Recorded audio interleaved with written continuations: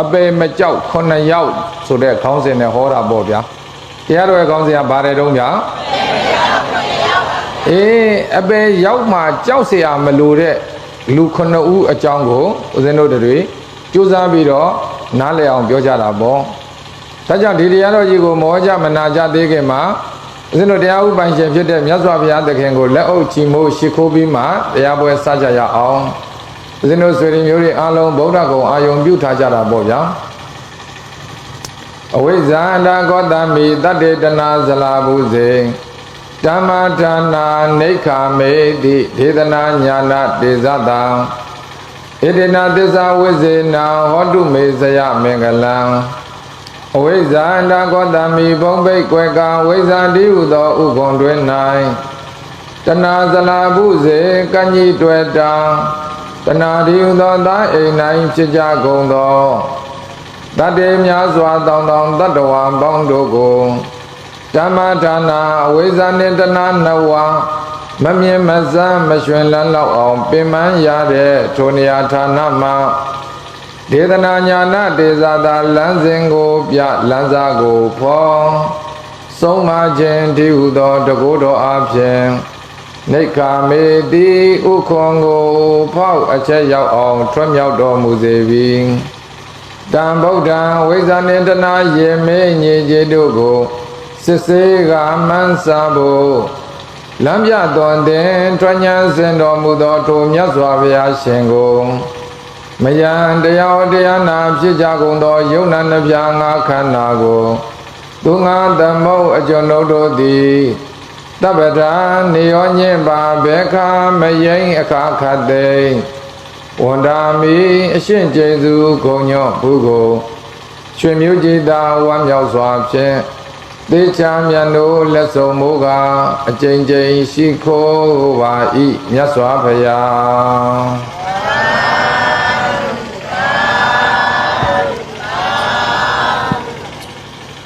ဣတိနာသစ္စာဝိဇ္ဇေနာဤသို့ထုတ်ပြန်ဟုတ်မှန်ပညာဆိုလျရတဲ့သစ္စာစကားကြောင့်မေတန္တရာဝေအမြန်အေဖို့ကြံတွေးရည်မျောဘုရားတပည့်တော်မတို့အားဇယမင်္ဂလံအောင်အကျိုးဝေပြအောင်တကုတေဇာနှင့်အောင်စေရာထထတောင်းခေမကလောက်အောင်အပ်တဲ့မင်္ဂလာသည်ဘဝတုဘဝန္တုစင်စစ်မသွေအဖြစ်ကြီးဖြစ်ပါစေတည်း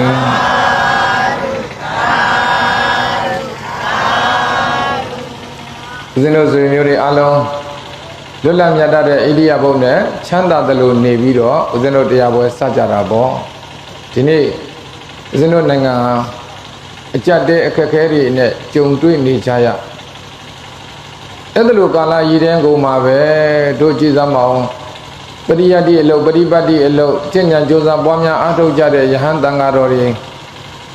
စွမ်းအာဟာရမခက်ခဲပါစေခြင်းအကျိုးငါဆိုပြီးတော့တန်ခိကဒါနစွမ်းဆက်ကလူတန်းကြဘယ်ကြောင့်ဘယ်ဒေသကဘယ်ဆရာတော်ဆိုတဲ့ပုဂ္ဂိုလ်ကိုရည်မှန်းပြီးလူတန်းကြတာဟုတ်သလားမဟုတ်ပါဘူးဗျာတန်ဃာတော်ရှင်သူမြတ်တွေအားလုံးကိုရည်မှန်းပြီးလူတန်းကြတာဖြစ်တဲ့အတွက်ဒါတန်ခိကဒါနအစစ်ပဲဒါကြောင့်ဦးဇင်းတို့တွေဒီကနေ့ညတော့စွန်သိန်းအောင်ပွဲအနေနဲ့ဒီအကြောင်းပဲပြောကြပါ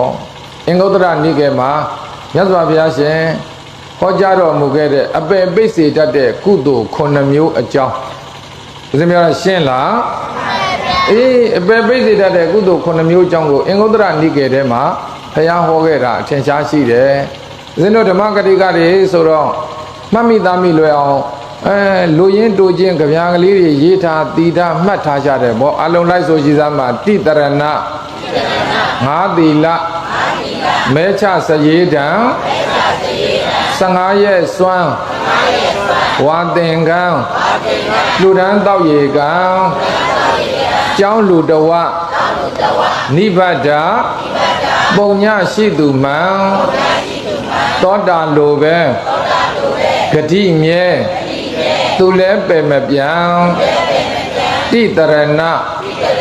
ငါးသီလမဲချစရေတံ15ရက်စွမ်း ဝါသင်္ကံလူရန်တောက်ရေကံ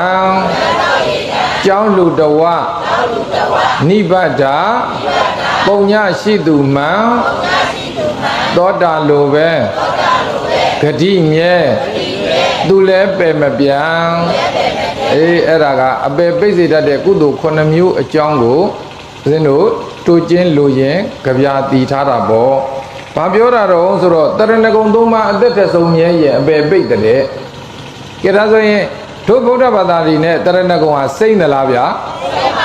မစိမ့်ဘူးအရာဌာနအခါအားလျော်စွာတရဏဂုံသုံးပါးအမြဲတမ်းညွတ်နေကြတာဒါပေမဲ့လူတိုင်းရဲ့တဏ္ဍာမှာတရဏဂုံတီးသလားဖယားဆိုရင်တော့မတီးတာကများတယ်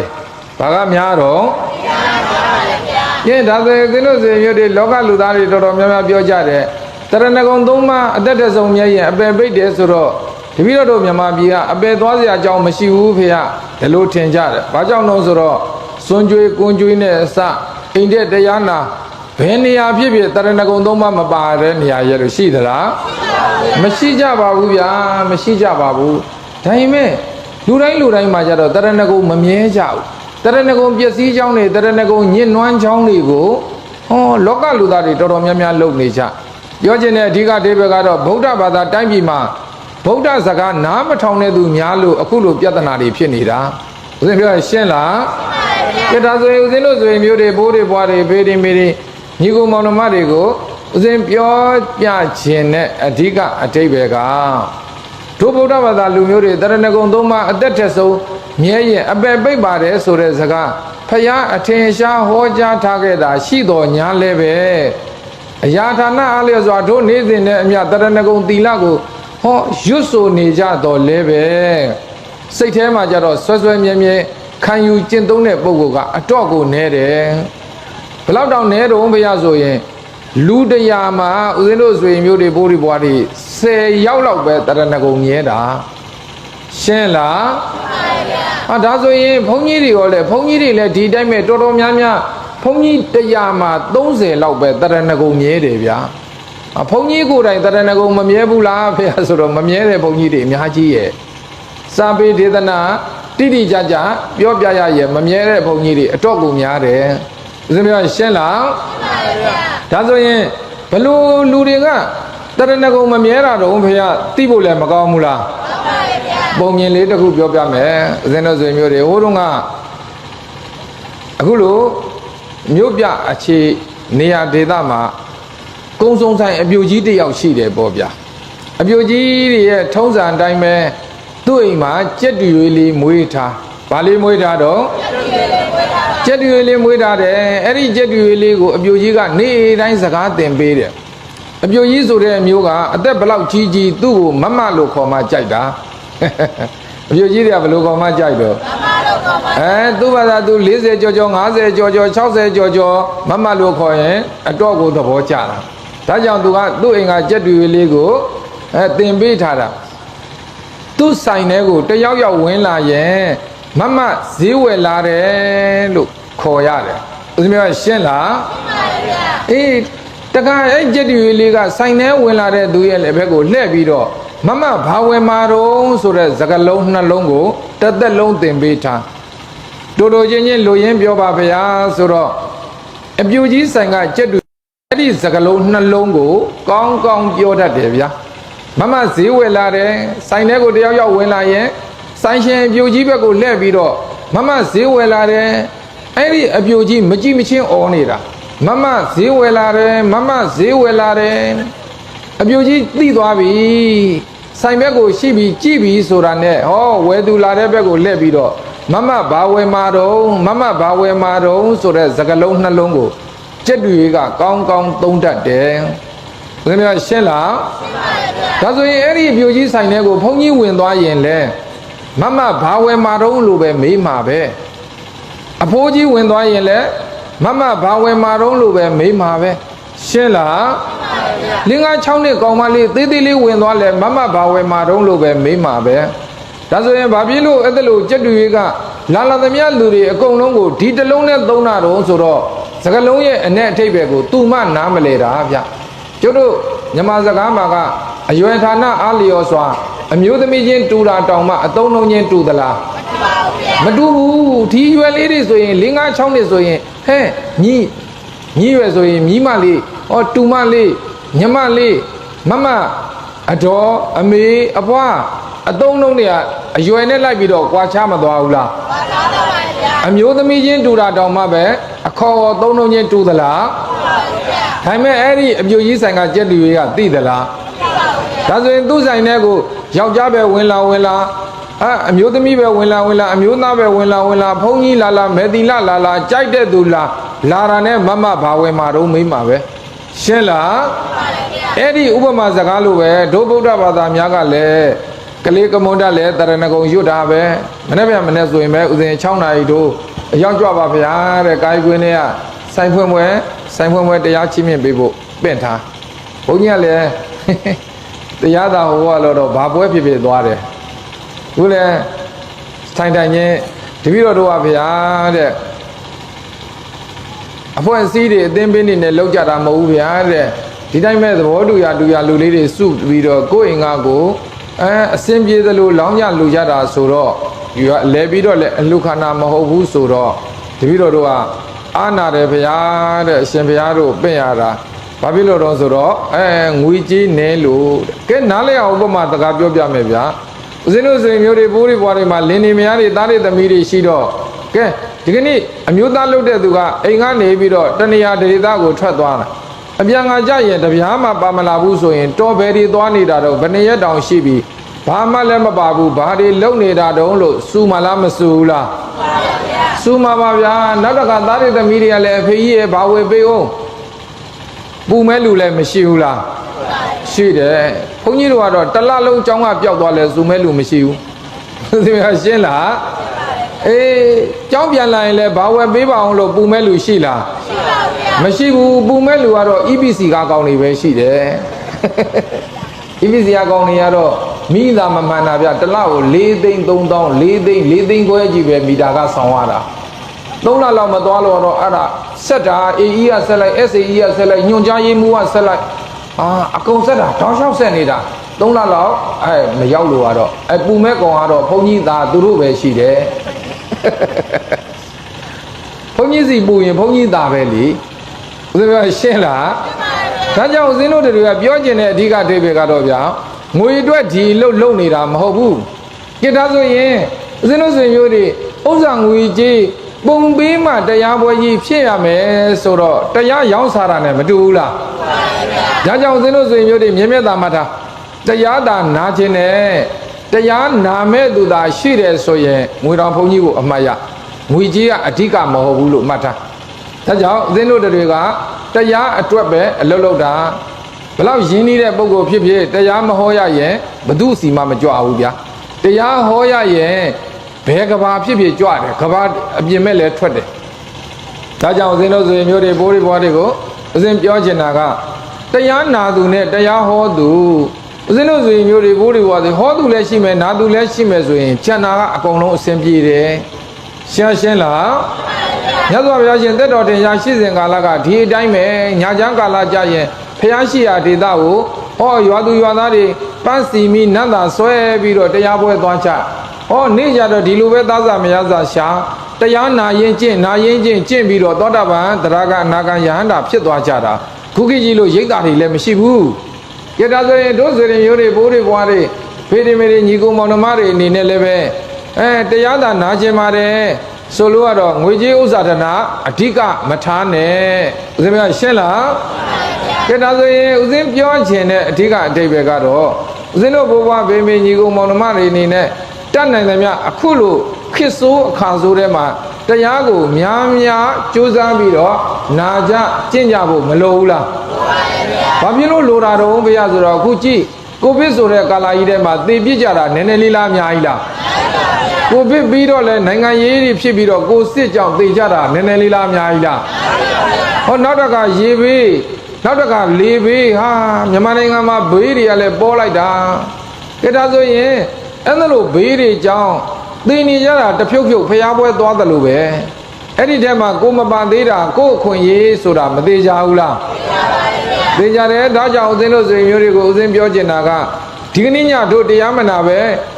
နေလဲတညကုံသွားမှာပဲတရားနာရင်လဲတညကုံသွားမှာပဲညကုံနာချင်းကတော့မတူဘူးလားရှားတဲ့အကျိုးတရားချင်းကြတော့တူသလားကဲနားလဲတဲ့ဥပမာစကားပြောပြမယ်အခုဘိုလ်ချုပ်ကောင်းတစ်စိတ်1000တန်လေးတွေနဲ့1000တန်အယောင်ချင်းမတူဘူးလားတူတယ်အရွယ်စားချင်းလည်းမတူဘူးလားအမျိုးစားချင်းလည်းမတူဘူးလားတန်ဖိုးချင်းကြတော့တူသလားမတူဘူးခုလိုက်တိုင်းပဲသူ့လည်းလင်းနဲ့မရနဲ့သားနဲ့သမီးနဲ့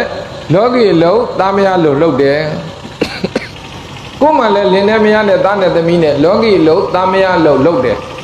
သူလည်းစီးပွားရှာတယ်ကိုယ်လည်းစီးပွားရှာတယ်သူလည်းဟောဒီရွာမှာနေတယ်ကိုယ်လည်းဟောဒီရွာမှာနေတယ်နေတာချင်းတူတယ်လှုပ်တာချင်းတူတယ်တညကုံတာချင်းတူတယ်တက်တန်းချင်းတူတယ်ဒါပေမဲ့တရားဓမ္မစိတ်ဝင်စားသူနဲ့စိတ်မဝင်စားသူဆိုပြီးတော့အကျိုးပေးခြင်းကြတော့တူသလားဗျာဒါဆိုရင်သင်တို့ဆွေမျိုးတွေဘိုးတွေဘွားတွေပေတွေမေတွေညီကိုမောင်နှမတွေကဒီကဘာမြေပေါ်မှာထားဝစဉ်နေရမှာဟုတ်သလားဟုတ်ပါဘူးဗျာဒီကဘာမြေကြီးကိုစွန့်ခွာပြီးတော့ချစ်လာပါရဲ့ဆိုတဲ့ဇနီးမယားသမီးသားနဲ့ညီကိုမောင်နှမများကိုထားခဲ့ပြီးတော့တွားရမလားမတွားရဘူးလားတွားရတဲ့အခါကျတော့ဒီထက်မြင့်မြတ်တဲ့ဘုံဘဝတွေကိုလိုချင်တာလားနှိမ့်ကြတဲ့ဘုံဘဝကိုလိုချင်တာလားမြင့်မြတ်တဲ့ဘုံဘဝကိုလိုချင်ရင်မြင့်မြတ်တဲ့အလုပ်ကိုလုပ်ရမှာပေါ့ရှင်းလားကဲဒါဆိုရင်တို့ဆွေတွေမျိုးတွေရဲ့ကြီးရွာမှာခွေးတွေဝက်တွေကျွဲတွေနွားတွေမရှိဘူးလားဘယ်ရွာမှာနေတာတော့ဒီရွာမှာပဲနေတာတို့လည်းဘယ်မှာနေတာတော့ဒီရွာမှာပဲနေတာကဲဒါဆိုရင်သူတို့တွေကကြတော့ဟောစွန်းသိန်းအောင်ပွဲဖြစ်နေဓမ္မသဘင်2ကြိမ်တောင်2ညတောင်ကျင်းပတာမနေ့ကညအောင်တရားနာသလားနာပါဗျာခွေးတွေဝက်တွေကျွဲတွေနွားတွေကိုမေးတာပါခွေးတွေဝက်တွေကျွဲတွေနွားတွေမနေ့ညကတော့တရားနာသလားဒီကနေ့ညတော့တရားနာသလားဒါဆိုရင်လူအမေလူအမေကမွေးပြီးတော့လူပုံတရံလဲပါတယ်လူသွေးတွေလည်းပါပါတယ်ဟောဒီရွာမှာလည်းနေပါတယ်မနေ့ညကလည်းမရောက်ဘူးဒီကနေ့ညလည်းမရောက်ဘူးဆိုရင်ရက်စားရက်မလို့ဘုန်းကြီးရုပ်ဆိုးတော့အပြောတော်တော်ဆိုးတဲ့ဘုန်းကြီးနဲ့လွတ်အောင်မှာဦးဇင်းပြောရှင်းလားမှန်ပါဗျာဒါဆိုရင်တို့တွေတရားနာတယ်ဆိုတာလူတွေလှုပ်တယ်လို့လားတရိစ္ဆာန်တွေလှုပ်တယ်လို့လားဒါဆိုရင်တရားမနာနိုင်တာက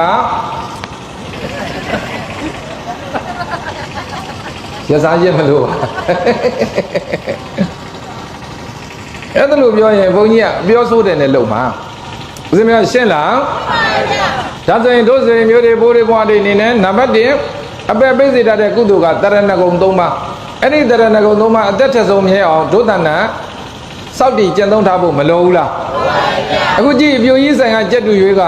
အမျိုးသမီးအမျိုးသားဘုန်းကြီးယဟန်သာမဏေသီလရှင်ဘသူမြင်တာနဲ့မမဘာဝင်မှာတော့ပဲမေးတာ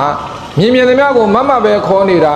စကလုံးရဲ့အ내ဒိဗ္ဗေကိုသိသလားသိပါဗျာခုလဲတို့ဗုဒ္ဓဘာသာတိုင်းပြည်မှာနေပြီးတော့ဗုဒ္ဓဘာသာအမေဖေကမွေးပြီးတော့ဗုဒ္ဓဘာသာလူမျိုးပါဆိုတဲ့သူတွေအကုန်လုံးတရဏဂုံရဲ့အ내ဒိဗ္ဗေကိုနားမလည်တဲ့အခါကျတော့ဟောဗုဒ္ဓတရဏံကိစ္ဆာမိဆိုတာဆိုနေတာဗျာဘာမှမသိတဲ့သူတွေတပုံကြီးပဲဒီမှာရှင်းလားဒါကြောင့်မလို့ကြက်တူရွေးတရဏဂုံနဲ့တူတယ်လို့ပြောချင်တာဘာတရဏဂုံနဲ့တူတော့အဲ့ဒီထဲမှာတို့ဆွေမျိုးတွေမပါဖို့မလိုဘူးလားအကယ်၍ပါသွားမယ်ဆိုရင်အပေပေးစိတ်အေးရပါမလားတရဏဂုံ3ပါးကုသနာတီအောင်စောင့်ထိန်ထားတာငွေကုန်ကြေးကြရောများသလားဘုရားများရှင်းလားဒါကြောင့်လိုက်ဆိုကြည်သားမှာတောသားကြေးပင်အာဂုံသင်မှန်ပင်ဆိုတတ်၏ကျင်းငယ်ဆိုတာလူဘာသာကောင်းစွာနဲ့မဲ့သည်ထိုနည်းတူစွာလူတို့မှာဆိုကနေကြ၏ဘုန်းကြီးဆိုတာလိုက်ဆိုကကောင်းစွာနဲ့မသိထိုဘုန်းကြီးလည်းအတူပဲသူလည်းနဲ့မသိဘုန်းကြီးတွေကိုယ်တိုင်သီလပေးပြီးတော့တရဏဂုံရဲ့အ내ဒိဗ္ဗေကိုမသိတဲ့ဘုန်းကြီးတွေတပုံကြီးပဲဗျာဘုရားရှင်းလားကဲဒါဆိုရင်လူတော်တော်များများအပြိုကြီးမွေးထားတဲ့ကြက်တူရွေးလိုပဲတရဏဂုံဆိုတာဆိုကြတာနားမလည်ဘူးလို့ပြောရင်နာမှာဗျဘာဖြစ်လို့နာမှာလို့ပြောရတာတော့ဗျာဆိုတော့ဘုန်းကြီးတွေကိုယ်တိုင်တရဏဂုံမတီးဘူးလို့ပြောရင်လည်းပဲ ဘုန်းကြီးတော်များများကစိတ်ဆိုးမှာဗျဦးဇင်းတို့ရှင်းလားရိုက်တတ်ခြင်းစိတ်တောင်ပေါက်အောင်မှာဒါပေမဲ့ကိုလို့ရကတရဏဂုံတီမတီစမ်းစစ်ဖို့ကြတော့မလိုဘူးလားကဲဒါဆိုရင်ဦးဇင်းတို့ဆိုရင်မျိုးတွေဘိုးတွေဘွားတွေဘေဒင်ဟောမယ်ဗျာဘေဒင်ဟောနေတဲ့ဘုန်းကြီးတွေမရှိဘူးလားစေကုမယ်ဗျာဓာတ်ရိုက်ဓာတ်စင်တွေလုံမယ်ဗျာရရယာတွေပေးမယ်ဗျာဓာတ်စာတွေကျွေးမယ်ဗျာလက္ခဏာတွေကြည့်မယ်ဗျာလင်ကွဲမရက်ကွဲတွေပြန်ပေါင်းပေးမယ်ဗျာအများကြီးသာသနာနဲ့စန့်ကျင်ပဲအလုပ်တွေကိုဒီနေ့ဘုန်းကြီးတွေလုပ်နေတာရှင်းလားအဲ့ဒီဘုန်းကြီးတွေရဲ့တဏ္ဍာမှာတရဏဂုံမတည်ဘူးလို့မှတ်တာတရဏဂုံဆိုတာဘာမှမသိလို့အဲ့ဒီအလုပ်လုပ်နေတာ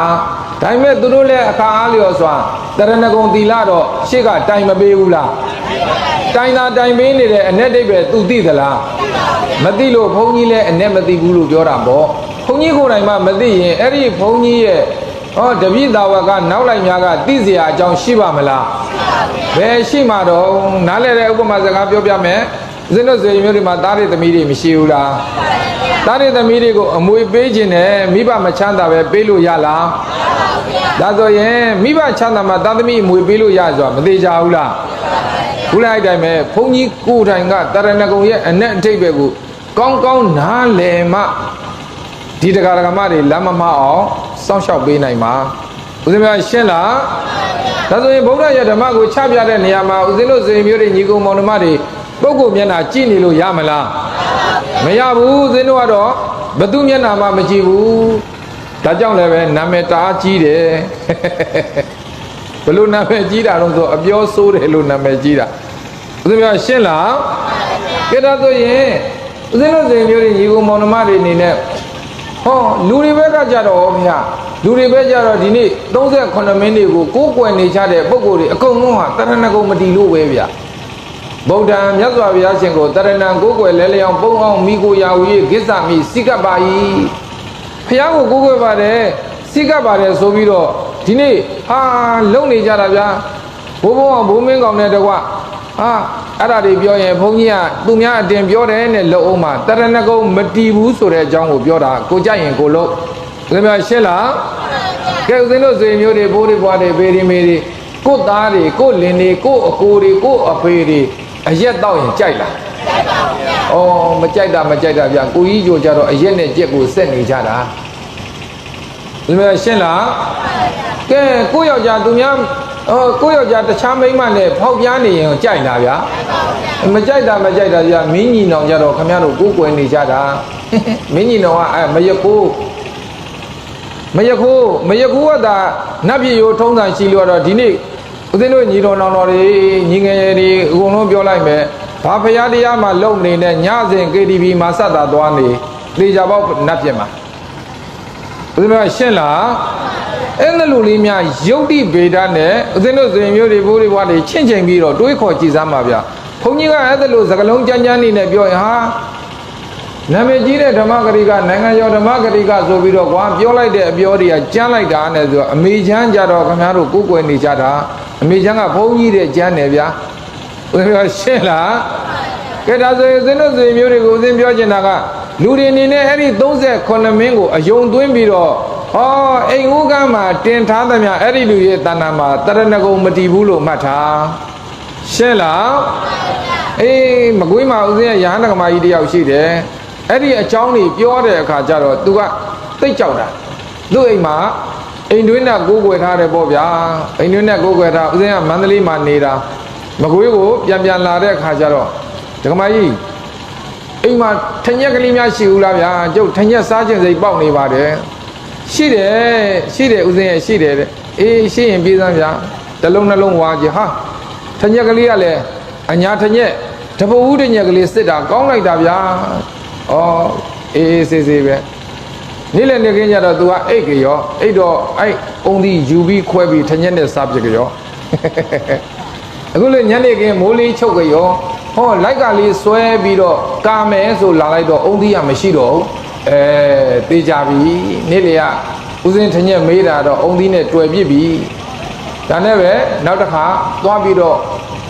အုံသီးဝဲအမလေးနက်ကဘလောက်ကြီးကျယ်တယ်များမှတ်နေတော့ကြွက်မီးမပါရင်ကြွက်မီးမကောင်းရင်အုံသီးမလှရင်မရဘူးအခုကျုပ်တို့တရားပွဲအုံသီးတော့မပါဘူးဘုန်းကြီးအုံသီးမပါလို့စိတ်ဆိုးလား အဲ့အိမ်တွင်းကကြွက်မီးမလိုက်ရင်တော့စိတ်ဆိုးတာအုံးသီးမပါဘူးတော့မပြောနဲ့အလုံးမလိုက်ရင်လည်းစိတ်ဆိုးတယ်ကြွက်မီးမလိုက်ရင်လည်းစိတ်ဆိုးတယ်အနာစာအပြောက်တွေပါရင်တော့စိတ်ဆိုးတဲ့ကြီးများလိုက်တဲ့နတ်ပြောချင်တဲ့အဓိကအဓိပ္ပာယ်ကတော့ဗျာဒကမကြီးကအုံးသီးဝဲတင်ဘုန်းကြီးကခွဲစား3လုံးလောက်ခွဲစားပြတော့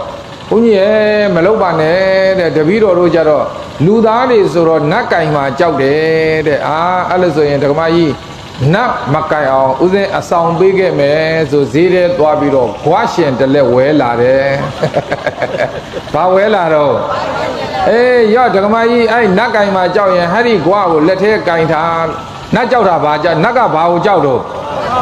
ဂွားကိုကြောက်တာခင်ဗျတယုံနဲ့များဆိုလှဲ့ပြီးတော့များဆွဲလိုက်လို့တော့အာတန်ရင်3ချက်လောက်ဆိုပြတ်သွားတာကြီးပဲခေါင်းပြတ်သွားတာကြီးပဲဒီမှာရှင်းလားဂျပန်နတ်ဆိုရင်ငယ်တံပေါင်ဩလာတာကျွိနဲ့ကိုဩလာတာဂွားရှင်နဲ့သာကြီးသေးဂွားရှင်နဲ့သာညက်ပြီးတော့အာကုန်တာလှဲ့ပြနတ်ကခင်ဗျကင်မို့နေသာသာဗျာဒီမှာရှင်းလားအဲ့ဒါနဲ့ပဲဥစဉ်ဒကမာကြီးတော့ဘုန်းကြီးနှိမ့်ဆက်လိုက်တာနဲ့အဲ့အိမ်တွင်းနဲ့ပြုတ်သွားရော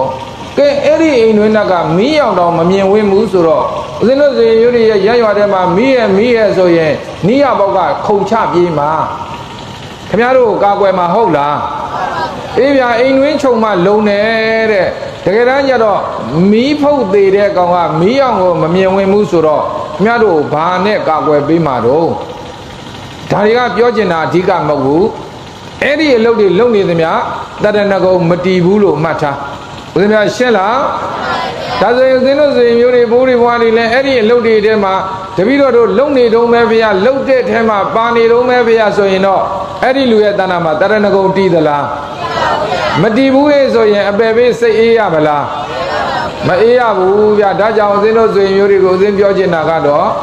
တရဏဂုံ3ပါးအသက်တဆုံးမြဲအောင်ကြိုးစားစမ်းမှာအပယ်ပေးစိတ်အေးရတယ်လို့ဖရာအာမခံနဲ့ဟောထားတာဦးဇင်းမရှင်းလားဒါဆိုရင်ဦးဇင်းတို့ဆိုရင်မျိုးတွေဘိုးတွေဘွားတွေအဲ့တော့တရဏဂုံ3ပါးနဲ့သီလရဲ့အ내ဒိဗ္ဗေအနှစ်သာရမသိတဲ့သူတွေများနေကြတဲ့ကာလကြီးထဲမှာဒီအကြောင်းတွေပြောလို့ရှိရင်ဟာဘုန်းကြီးတွေကအစွန်းရောက်တယ်လို့ကြီးပဲပြောတာတကယ်တမ်းကျတော့တို့ဆွေတွေမျိုးတွေညီကိုမောင်နှမတွေ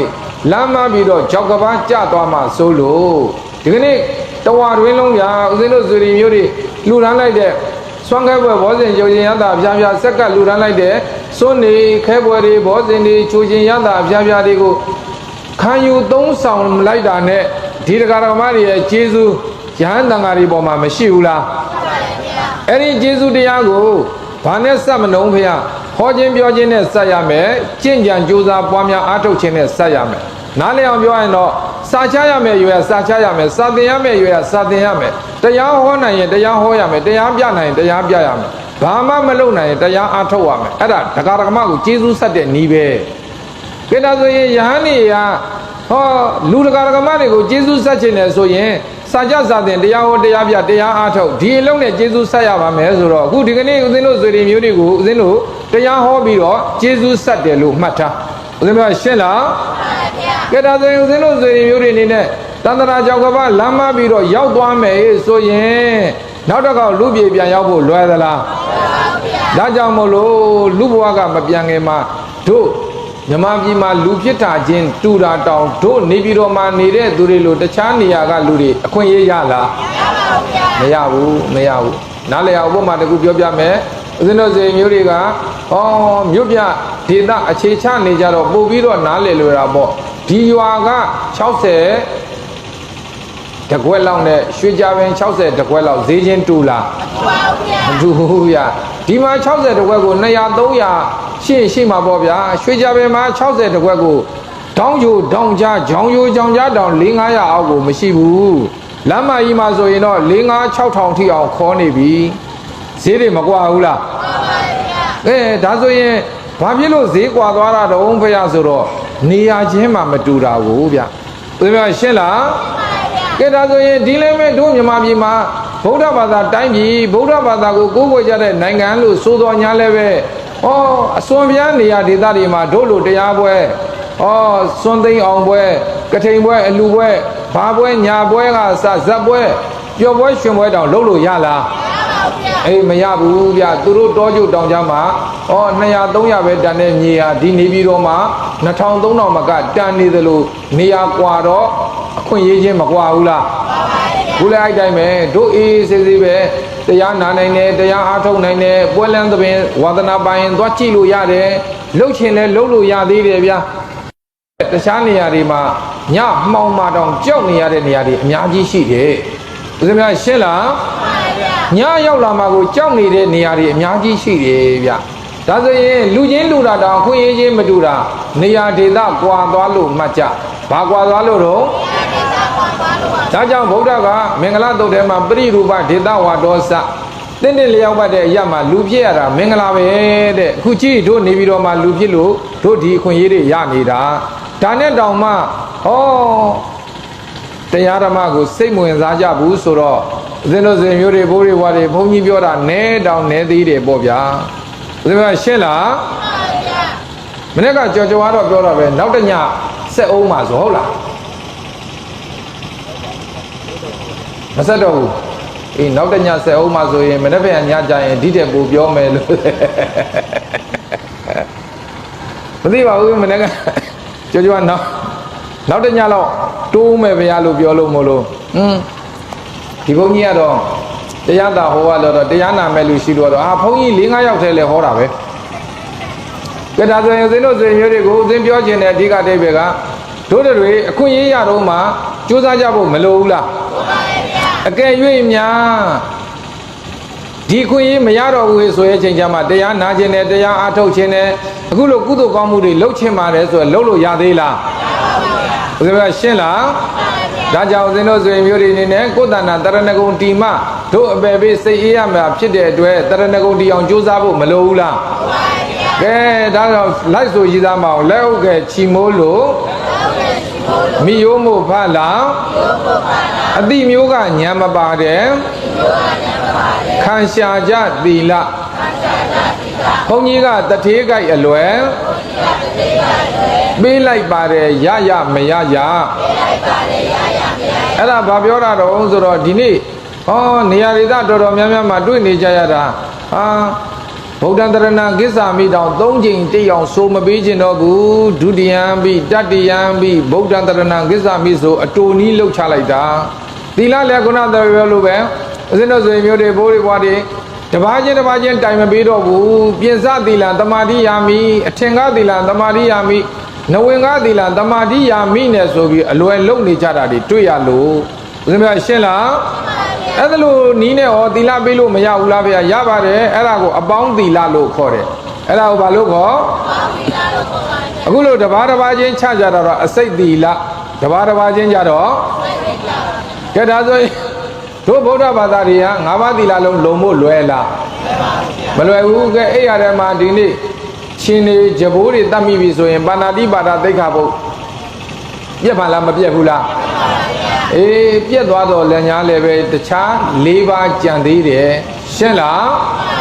အစိတ်သီလဒီအဲ့ဒါလို့စွမ်းအားရှိတယ်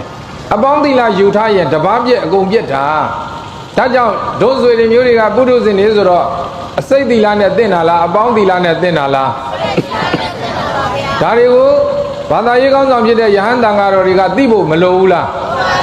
အလွယ်နည်းသုံးပြီးတော့အကုန်လုံးအတူချုံးပြီးလှုပ်လိုက်မယ်ဆိုရင်ဒီတရားဓမ္မတွေငကိုကမှသီလကိုလွယ်လွယ်လေးချိုးဖောက်နေကြတာဆိုတော့လုံမို့လွယ်သလားဗျာဦးဇင်းပြောရှင်းလားဒါဆိုရင်တို့ဆွေတွေမျိုးတွေဘိုးတွေဘွားတွေအနေနဲ့တထေးတွေမုံမိုးပဲဖို့ပေးတဲ့အခါပတ်စံရွေးနေသလားမရွေးဘူးဧကတဲ့နှိုက်ပြီးတော့9000တန်ပါ9000ပေးလိုက်တာ1000တန်ပါ1000ပေးပလိုက်တာဦးဇင်းကရှင်းလားအခုလည်းအဲ့တိုင်းပဲတထေးကြိုက်အလွယ်ပေးလိုက်ပါတယ်ရရမရရတဲ့ငါသီလပေးရမှာငါတာဝန်ပဲဆိုပြီးတော့တထေးလူတွေပေးပလိုက်တာဒီတရားဓမ္မတွေသီလရရမရရမစင်စားကြတော့ဘူးအဲ့ဒါလိုပုဂ္ဂိုလ်တွေများလာတာဖြစ်တဲ့အတွက်ကျုပ်တို့ဗုဒ္ဓဘာသာကဗရိတ်မမိတဲ့ကားလိုပဲနောက်ကိုတလိန်ချင်းပြန်ဆင်းနေတယ်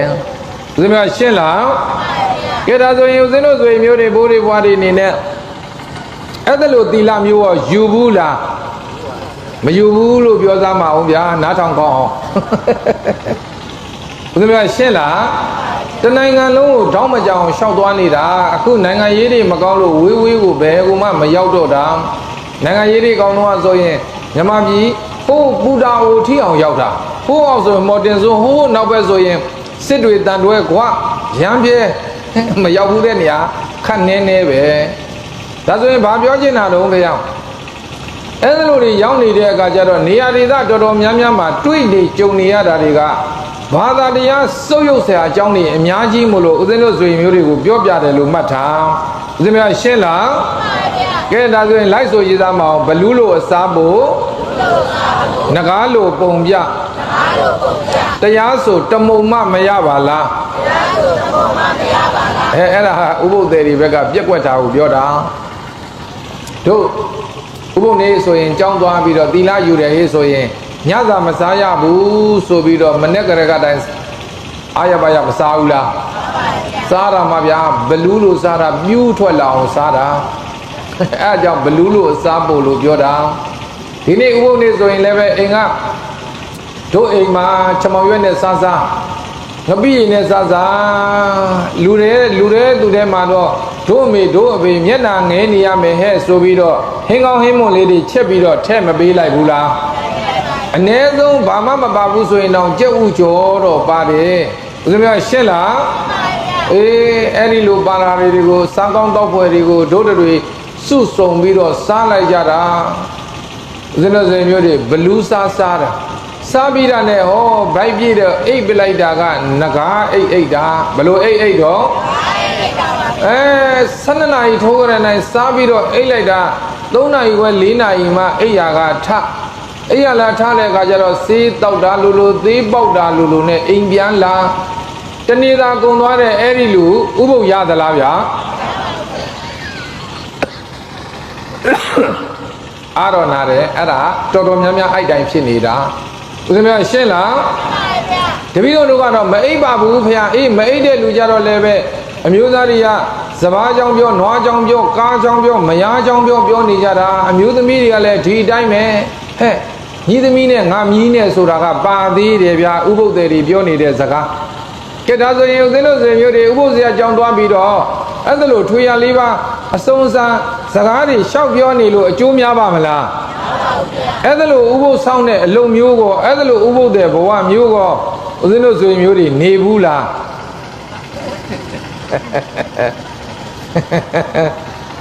ဘုန်းကြီးတော့ပြောရမှာပဲဦးဇင်းများရှင်းလားဒါဆိုရင်အဲ့ဒါလို့ဖြစ်မျိုးကြီးနဲ့သာနေမယ်ဆိုရင်ဒုသန္တာသီလတစ်စက်မှမရရင်လူဘဝအချိန်ဖြုံးပြတာနဲ့မတူဘူးလားအဲ့ဒါကြောင့်မလို့ဦးဇင်းတို့ဆွေမျိုးတွေလိုက်ဆိုကြစားမှနှုံလာတဲ့နင့်ကိုအများဆိုမူမကွဲပါဘူးသူလဲကိုလိုစာကလေးဥပုပ်ဆိုအထူးရှုပ်ဖို့ဓလေမားတွေနဲ့နေအားမှုစကားဆုံးပြောကြဖုံဖုံကျင့်သီလငါမလုံးတဲ့စာယုံသာစာခဲ့ပေါ့လေအဲ့ဒီလိုဥပုပ်တွေကတော့ထမင်းစားတာပဲဖတ်တင်တယ်တဲ့စာကလေးဥပုပ်တွေလို့ဇရက်ဥပုပ်တွေလို့ပဲစာကလေးတို့ဇရက်တို့စူညံပွက်နေတာကြားဘူးတယ်မလားအခုလည်းပဲအဲ့တိုင်းပဲဘုန်းကြီးစီကသီလယူပြီးတော့ဇရက်တော်ရနာချောင်းကလောင်သွားပြီးတော့ကိုယ့်စုနဲ့ကိုအတင်းတုပ်နေတာကခံများများဦးဇင်းများရှင်းလားအဲ့လိုတဲမှာတို့ဆွေတွေမျိုးတွေပါမာဆိုးလို့ဗျအကယ်၍များပါသွားမယ်ဆိုရင်တရဏဂုံသုံးပါအဲ့ဒီလူတဏ္ဍာတီးဖို့လွယ်သလားငါးပါးသီလလုံဖို့လွယ်သလားဒါကြောင့်မို့လို့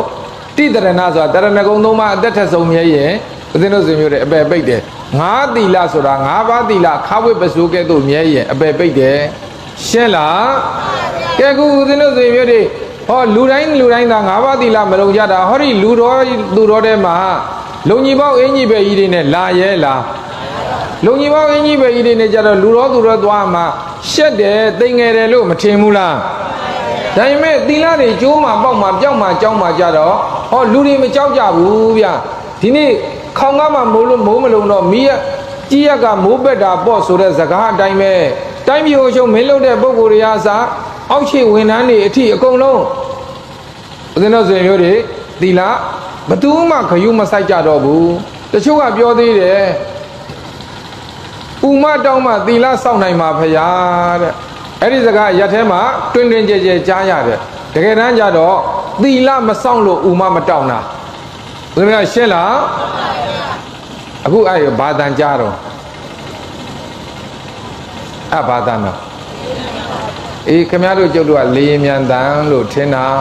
အဲ့ဒါသေမင်းဩတန်အဲ့ဒါဘာတန်တော့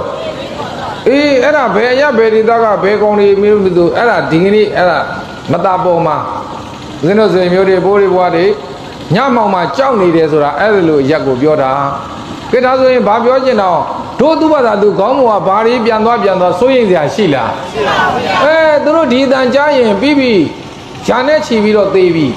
ဒါဆိုရင်ဘာပြောချင်တာတော့ဗျာတို့လိုခွင့်ရေးသူတို့မရဘူးဆိုတာကိုတို့ဆွေတွေမျိုးတွေသိထားဖို့မလိုဘူးလားဒါနဲ့တော့မှတို့ဆွေတွေမျိုးတွေညီကူမောင်နှမတွေကနေပြီးတော့ဒေသအခြေချနေကြပြီးတော့တရားဓမ္မစိတ်ဝင်စားကြဘူးဆိုတဲ့လူတွေသိဝမ်းနေစရာကောင်းတယ်လို့ပြောချင်တာဦးဇင်းကရှင်းလားသီလဆိုတာလူသားတွေမှာပဲစောက်တီခွင့်ကျင့်သုံးခွင့်ရှိတာတလိစ္ဆာန်တွေမှာရှိလားရှိပါဗျာတလိစ္ဆာန်တွေမှာမရှိဘူးခုဦးဇင်းတို့ဆိုရင်မျိုးတွေရဲ့ကြေးရွာမှာခွေးတွေဝက်တွေကျွဲတွေနွားတွေကြောင်တွေကြက်တွေမရှိဘူးလားသူတို့ကြည်စံခွေးမှလည်းခွေးမရရှိတယ်ခွေးသားရှိတယ်ခွေးလင်ရှိတယ်ခွေးသမီးရှိတယ်ခွေးမီးရှိတယ်ဝက်မှလည်းရှိတယ်ကြက်မှလည်းရှိတယ်နွားမှလည်းရှိတယ်ဘယ်ဘဝကိုပဲလက်ညှိုးထိုးလင်မယားသားသမီးဆိုတာမျိုးကမရှိဘူးလားကဲတို့တွေလိုအခုဒါနသီလကြသူတို့မှရှိလားဒါဆိုရင်လူနဲ့တလိစ္ဆာန်ကွာတာအဲ့ဒါလိုမှတ်ထားရှင်းလားကဲဒါဆိုရင်တလိစ္ဆာန်တွေကကုသိုလ်အကုသိုလ်မှန်သိလားလူတွေကြတော့ကုသိုလ်အကုသိုလ်မှန်မသိဘူးလားဒါဆိုရင်ကုသိုလ်မှန်လည်းမသိဘူးအကုသိုလ်မှန်လည်းမသိဘူးဆိုရင်အဲ့ဒါလူပုံတရံရှိပြီးတော့လူအဖေလူအမေကမွေးလူသွေးပါတော့လေလူလို့မမှတ်နဲ့အဲ့ဒါလူတလိစ္ဆာန်အဲ့ဒါဘာပါလဲလူတလိစ္ဆာန်ဖြစ်ရတာဘာကြောင့်တော့ကုသိုလ်အကုသိုလ်မသိလို့ဘာဖြစ်လို့ဘုရားရှင်းလားဟောဒီနေရာမှာငန်းကြီးတွေကသာဥဆောင်ပြီးတော့တရားပွဲကြီးမဟုတ်ဘဲနဲ့စတိတ်ရှိုးပွဲလေးလုပ်ကြည့်စမ်းပါအဲ့ဒီကုသိုလ်အကုသိုလ်မသိတဲ့သူတွေတပြုံကြီးရောက်လာမှာဘုရားရှင်းလားကဲဒါဆိုရင်ဒီကနေ့တရားပွဲလုပ်တာနဲ့စတိတ်ရှိုးပွဲလုပ်တာဘယ်ဟာကကုသိုလ်ဖြစ်တာတော့ဒီတိုင်းမဲ့တရားပွဲလုပ်တာကကုသိုလ်ဖြစ်တော်လဲပဲစတိတ်ရှိုးပွဲလောက်တော့လူမများဘူးဆိုတာမသေးကြဘူးလားဒါဆိုရင်ဦးဇင်းတို့ဆွေမျိုးတွေအခုကြည့်တရားနာနေကြတဲ့ထဲမှာအမျိုးသမီးနဲ့မျိုးသားဘယ်ရများမျိုးသမီးကများတယ်ဆိုတော့ဦးဇင်းတို့ဆွေမျိုးတွေရဲ့ကြေးရွာကမုတ်ဆိုးမတွေကြီးနေတဲ့ရွာဟုတ်သလားဒါပြောရမှာလေအဘုန်းကြီးရဲ့မရှိတော့ဘူးဗျာစစ်မှုထမ်းဥပဒေကြောက်လို့ငယ်တဲ့သူတွေကလည်းငယ်တဲ့အလျောက်နေထွက်ပြီးတော့ပျောက်ကုန်ကြပြီကြီးတဲ့သူတွေကလည်းကြီးတဲ့သူအလျောက်ဘာပဲပြောဥစဉ်ပြောချင်တဲ့အဓိကအဓိပ္ပာယ်ကအမျိုးသားတော်တော်များများကအမျိုးသမီးတွေထက်ဘာသာတရားကိုစိတ်ဝင်စားဘူးဆိုတဲ့ပြရုပ်ပဲဗျာဥစဉ်ကရှင်းလားအမျိုးသမီးနဲ့အမျိုးသားဘာသာတရားကိုစိတ်ဝင်စားတာအမျိုးသမီးကများတယ်ဆိုတာမသေးကြဘူးလားဦးဇင်းတို့ဆိုရင်မျိုးတွေဘိုးတွေဘွားတွေပြင်မနာမှာနွားတက်ယုံရှိတယ်နွားတိုင်ရှိတယ်ရောက်ဘူးလားမရောက်ဘူးလို့ရှိရင်ဘုန်းကြီးပြောပြမယ်ဘုန်းကြီးတို့တွေဘဝတုဒ္ဒအဖြစ်သွားကြည့်တာနှစ်ထီးတွေကြီးပဲနွားတိုင်မှာဘာတွေကြီးပဲတော့နှစ်ထီးတွေကြီးပဲတတ်တာနမမပါဘူးနမကိုမတတ်ဘူးဝတ်တိုင်လဲအိုက်တိုင်းပဲဦးဇင်းကရှင်းလားကဲဒါဆိုရင်ဦးဇင်းတို့တွေမျိုးတွေသေတဲ့နေရာကျတော့သူတို့ရင်ဆုံးသေးရတာကြည်စားတရားဘာဝနာလို့အားထုတ်ပါတရားနာပါတရားပွဲစခန်းပွဲပဋ္ဌာန်းပွဲဘာပွဲဖြစ်ဖြစ်အမျိုးသမီးကြီးပဲအမျိုးသားတွေမနေဘူးလားဒါကြောင့်မလို့ကုသိုလ်ကောင်းမှုတွေအားနည်းလာတဲ့အခါကျတော့အခုနောက်ထပ်လူဘဝကိုရောက်လာကြတာလေအမျိုးသမီးတွေကြီးပဲဒီကနေ့စေယုံမှာလူ30လောက်မွေးတယ်ဆိုရင်အမျိုးသား10ယောက်လောက်ပဲပါတယ်အမျိုးသမီးက20လောက်တခါတလေအမျိုးသား3-4ယောက်ပဲပါတယ်အမျိုးသမီးက18ယောက်လောက်ဖြစ်နေတယ်ဒါဆိုရင်ဘာပြောချင်တာတော့ဘုရားဆိုတော့လူဖြစ်တာလဲအမျိုးသမီးပဲများလာတယ်ဒါကြောင့်ကြာလာလို့ရှိရင်အုတ်ရှိတဲ့နန်းတဲ့ဆိုသလိုပဲခမရတို့လင်လူပြီးစစ်ခင်းရအောင်ပါလင်ရဖို့ရေကိုဘာလို့အောင်မအောင်စစ်ခင်းရအောင်ပါဗျအဲ့ဒါမယုံမရှိနဲ့ဒါကဘာကိုပြောချင်တာတော့ဆိုတော့လူလောကကြီးတဲ့ကို အမျိုးသားတွေအရောက်ပေါက်နဲလာတယ်ဆိုတာမသေးကြဘူးလားရောက်လာတဲ့အမျိုးသားတော်တော်များများကလည်းဩကောင်းမှုကုသိုလ်မှာအားနည်းတယ်ဆိုတာမသေးကြဘူးလားကဲနားလဲတဲ့ဥပမာစကားပြောပြအောင်မယ်ဦးဇင်းတို့ဆွေမျိုးတွေဘိုးတွေဘွားတွေဖေးတွေမေတွေအေးစစ်စစ်ပေါ်ဗျာဘယ်ချိန်မှပြန်ဘုန်းကြီးကပြဿနာမရှိဘူးဦးဇင်းတို့ဆွေမျိုးတွေကပြဿနာရှိလားဟိုတခြားရွာတွေကပါသေးလားဩဒီနာတပြေလာဆိုနီးလေးဗျာဘုန်းကြီးလည်းအဲ့လာပြန်မှာပဲတခြားဟိုဘက်ဒီဘက်ရွာတွေမပါဘူးမဟုတ်လားကိုရွာတဲ့ကလေးဆိုအေးစစ်စစ်ပါပဲဘာဖြစ်လို့ဆိုတော့တခြားရွာတွေကပါတယ်ဆိုသွားရေးလာရေးနဲ့ပြဿနာလေးတွေတက်မှာဆိုလို့ပါတို့နေပြီးတော့ဒေသအခြေချကြတဲ့ဆိုတော့လည်းပဲလေယာလုပ်ငန်းဝင်စိုက်ပျိုးရေးတွေနဲ့ကင်းသလားကဲစက်မှုလေယာနိုင်ငံတီးထောင်တဲ့ဆိုတော့လည်းပဲကျွဲနွားနဲ့ဟောကင်းသလားဒီကနေ့ချိန်ကြီးအောင်ကျတို့နိုင်ငံဟာကျွဲတွေနွားတွေရဲ့အကူအညီနဲ့လောက်ကင်စားတောင်းနေရတယ်ဆိုတာမသေးကြဘူးလားအဲ့ဒါဆိုရင်တို့ဟောလေလုတ်တယ်ကျွဲမပါဘူးလားရာလုတ်တယ်ကျွဲမပါဘူးလားကိုင်းလုတ်တော့လည်းကျွဲမပါဘူးလားနွားတွေပါတယ်ကဲဒါဆိုရင်ပြောချင်တာကအဲ့ဒီနွားတွေကျွဲတွေဟာစပားတွေရအောင်လုပ်ရတယ်စံတွေရအောင်လုပ်ကြရတယ်ဒါပေမဲ့အဲ့ဒီနွားတွေစံစားရသလားပဲတွေနန်းတွေရအောင်မလုပ်ရဘူးလားစီတော့ဖူးတဲ့ကျွဲနွားပါလားဟောကြံရိုးတွေဒီမှာဆိုရင်ကြံတွေလုပ်ကြတော့ကြံရိုးတွေလုပ်ကြတဲ့ဘယ်ကျွဲဘယ်နွားမှကြံတကာမစားဘူးတရားမစားဘူးရှင်းလားအဲ့ဒီကြံတကာတွေတရားတွေလူသုံးကုန်ပစ္စည်းတွေရလာဖို့သူတို့လိုအားမပါဘူးလားသူတို့လိုအားပါတယ်ဒါပေမဲ့သူတို့လှုပ်လို့ရလာတဲ့သူတို့လိုအားရဲ့လောက်ခလစာကြတော့သူတို့စားရသလားခုလည်းအဲ့တိုင်းပဲတို့ဆိုတွေမျိုးတွေရဲ့ကြေးရွာမှာအင်ဂျီဘယ်လောက်ရှိဦးဒီရွာအင်ဂျီဘယ်လောက်ရှိဦးကဲ900ရှိတယ်ဗျာကဲအင်ဂျီ900ဆိုတော့လင်မယားအတွဲ900ပေါ့အဲ့ဒီလင်မယားအတွဲ900မှာဒီလင်းတွေဒီမယားတွေဒီသားတွေဒီသမီးတွေဒီမြီးတွေစားဖို့ကြိုးစားပြီးတော့ရှာကြပွေကြလှုပ်ကြကန်ရတာကြတော့အမျိုးသမီးနဲ့အမျိုးသားရှေ့တန်းကဘသူကထွက်ရတာတော့အမျိုးသားတွေပဲဥဆောင်ပြီးရှာရတာမသေးကြဘူးလားအင်ဂျင်900ရှိတဲ့ရွာကြီးမှာမိမဥဆောင်တဲ့အိမ်တော်ကြီးကလွန့်ကျွံရှိမပေါ့20 30တဲ့ပို့မလားဗျာမပို့ဘူးတခြားကျန်တာတွေကတော့အမျိုးသားတွေဥဆောင်တာကြီးပဲရှင်းလားဒါဆိုရင်အဲ့ဒီအမျိုးသားတွေကရအောင်ရှာတဲ့ထဲမှာသူတို့မပါဘူးလားပါတယ်အခုကုသိုလ်ကောင်းမှုတွေကြတော့ရှာတာတော့ဘသူရှာဟောမြို့သားတွေရှာတာခုနပဲကျွဲတွေနွားတွေကြည့်စံရအောင်သူတို့လှုပ်ရတယ်ဒါပေမဲ့စံမစားဘူးစီရအောင်သူတို့လှုပ်တယ်စီမတော့ဘူးကြံရအောင်သူတို့လှုပ်တယ်တရားမစားဘူးလှုပ်တော့လှုပ်တယ်ရလာတဲ့လှုပ်အားကသူတို့စားရသလားခုလည်းအဲ့တိုင်းပဲရှာတာကအမျိုးသားတွေရှာတယ်လှူတာကြတော့ဘသူတွေလှူတာတော့ကဲဒါဆိုရင်အဲ့ဒီလူတွေသူတို့လှုပ်လို့ရလာတဲ့သူတို့လှုပ်အားကသူတို့လှုပ်စားသူတို့စားရသလားရင်ကြည်ကြည်လေးပြောတာပေါ့ကိုလှုပ်စားကိုမစားရတာဘာတွေနဲ့တူတော့ဘုန်းကြီးကတော့မပြောရဘူးလေကိုလှုပ်စားကိုမစားရတာကျွဲတွေနွားတွေနဲ့မတူဘူးလားမရလူလင်ရတာပဲဖေရမင်းစားရင်ကိုဝါတာပဲကွာလို့ပြောတာအဲ့ဒါရုပ်ရှင်တွေထဲမှာပဲပြောတာဇလန်းတွေတိုင်းမှာပြောတာတကယ်တမ်းကျတော့မရစားလင်ဝလားအဲ့ဒီဥပမာစကားကိုနားလဲတယ်ဆိုရင်မရလူလည်းလင်မရဘူးဘုန်းကြီးရဲ့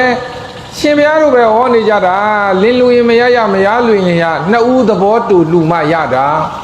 ရှင်းလားကဲဒါဆိုရင်နှစ်ဦးသဘောတူမလူပဲနဲ့မရသူသဘောနဲ့သူလူတာလင်ရပါမလားဗျာအဲ့ဒီမရလူနိုင်အောင်ရှာထားတာကဘယ်သူရှာထားတာတော့လင်းရှာထားတာရှာတာရှာရတာ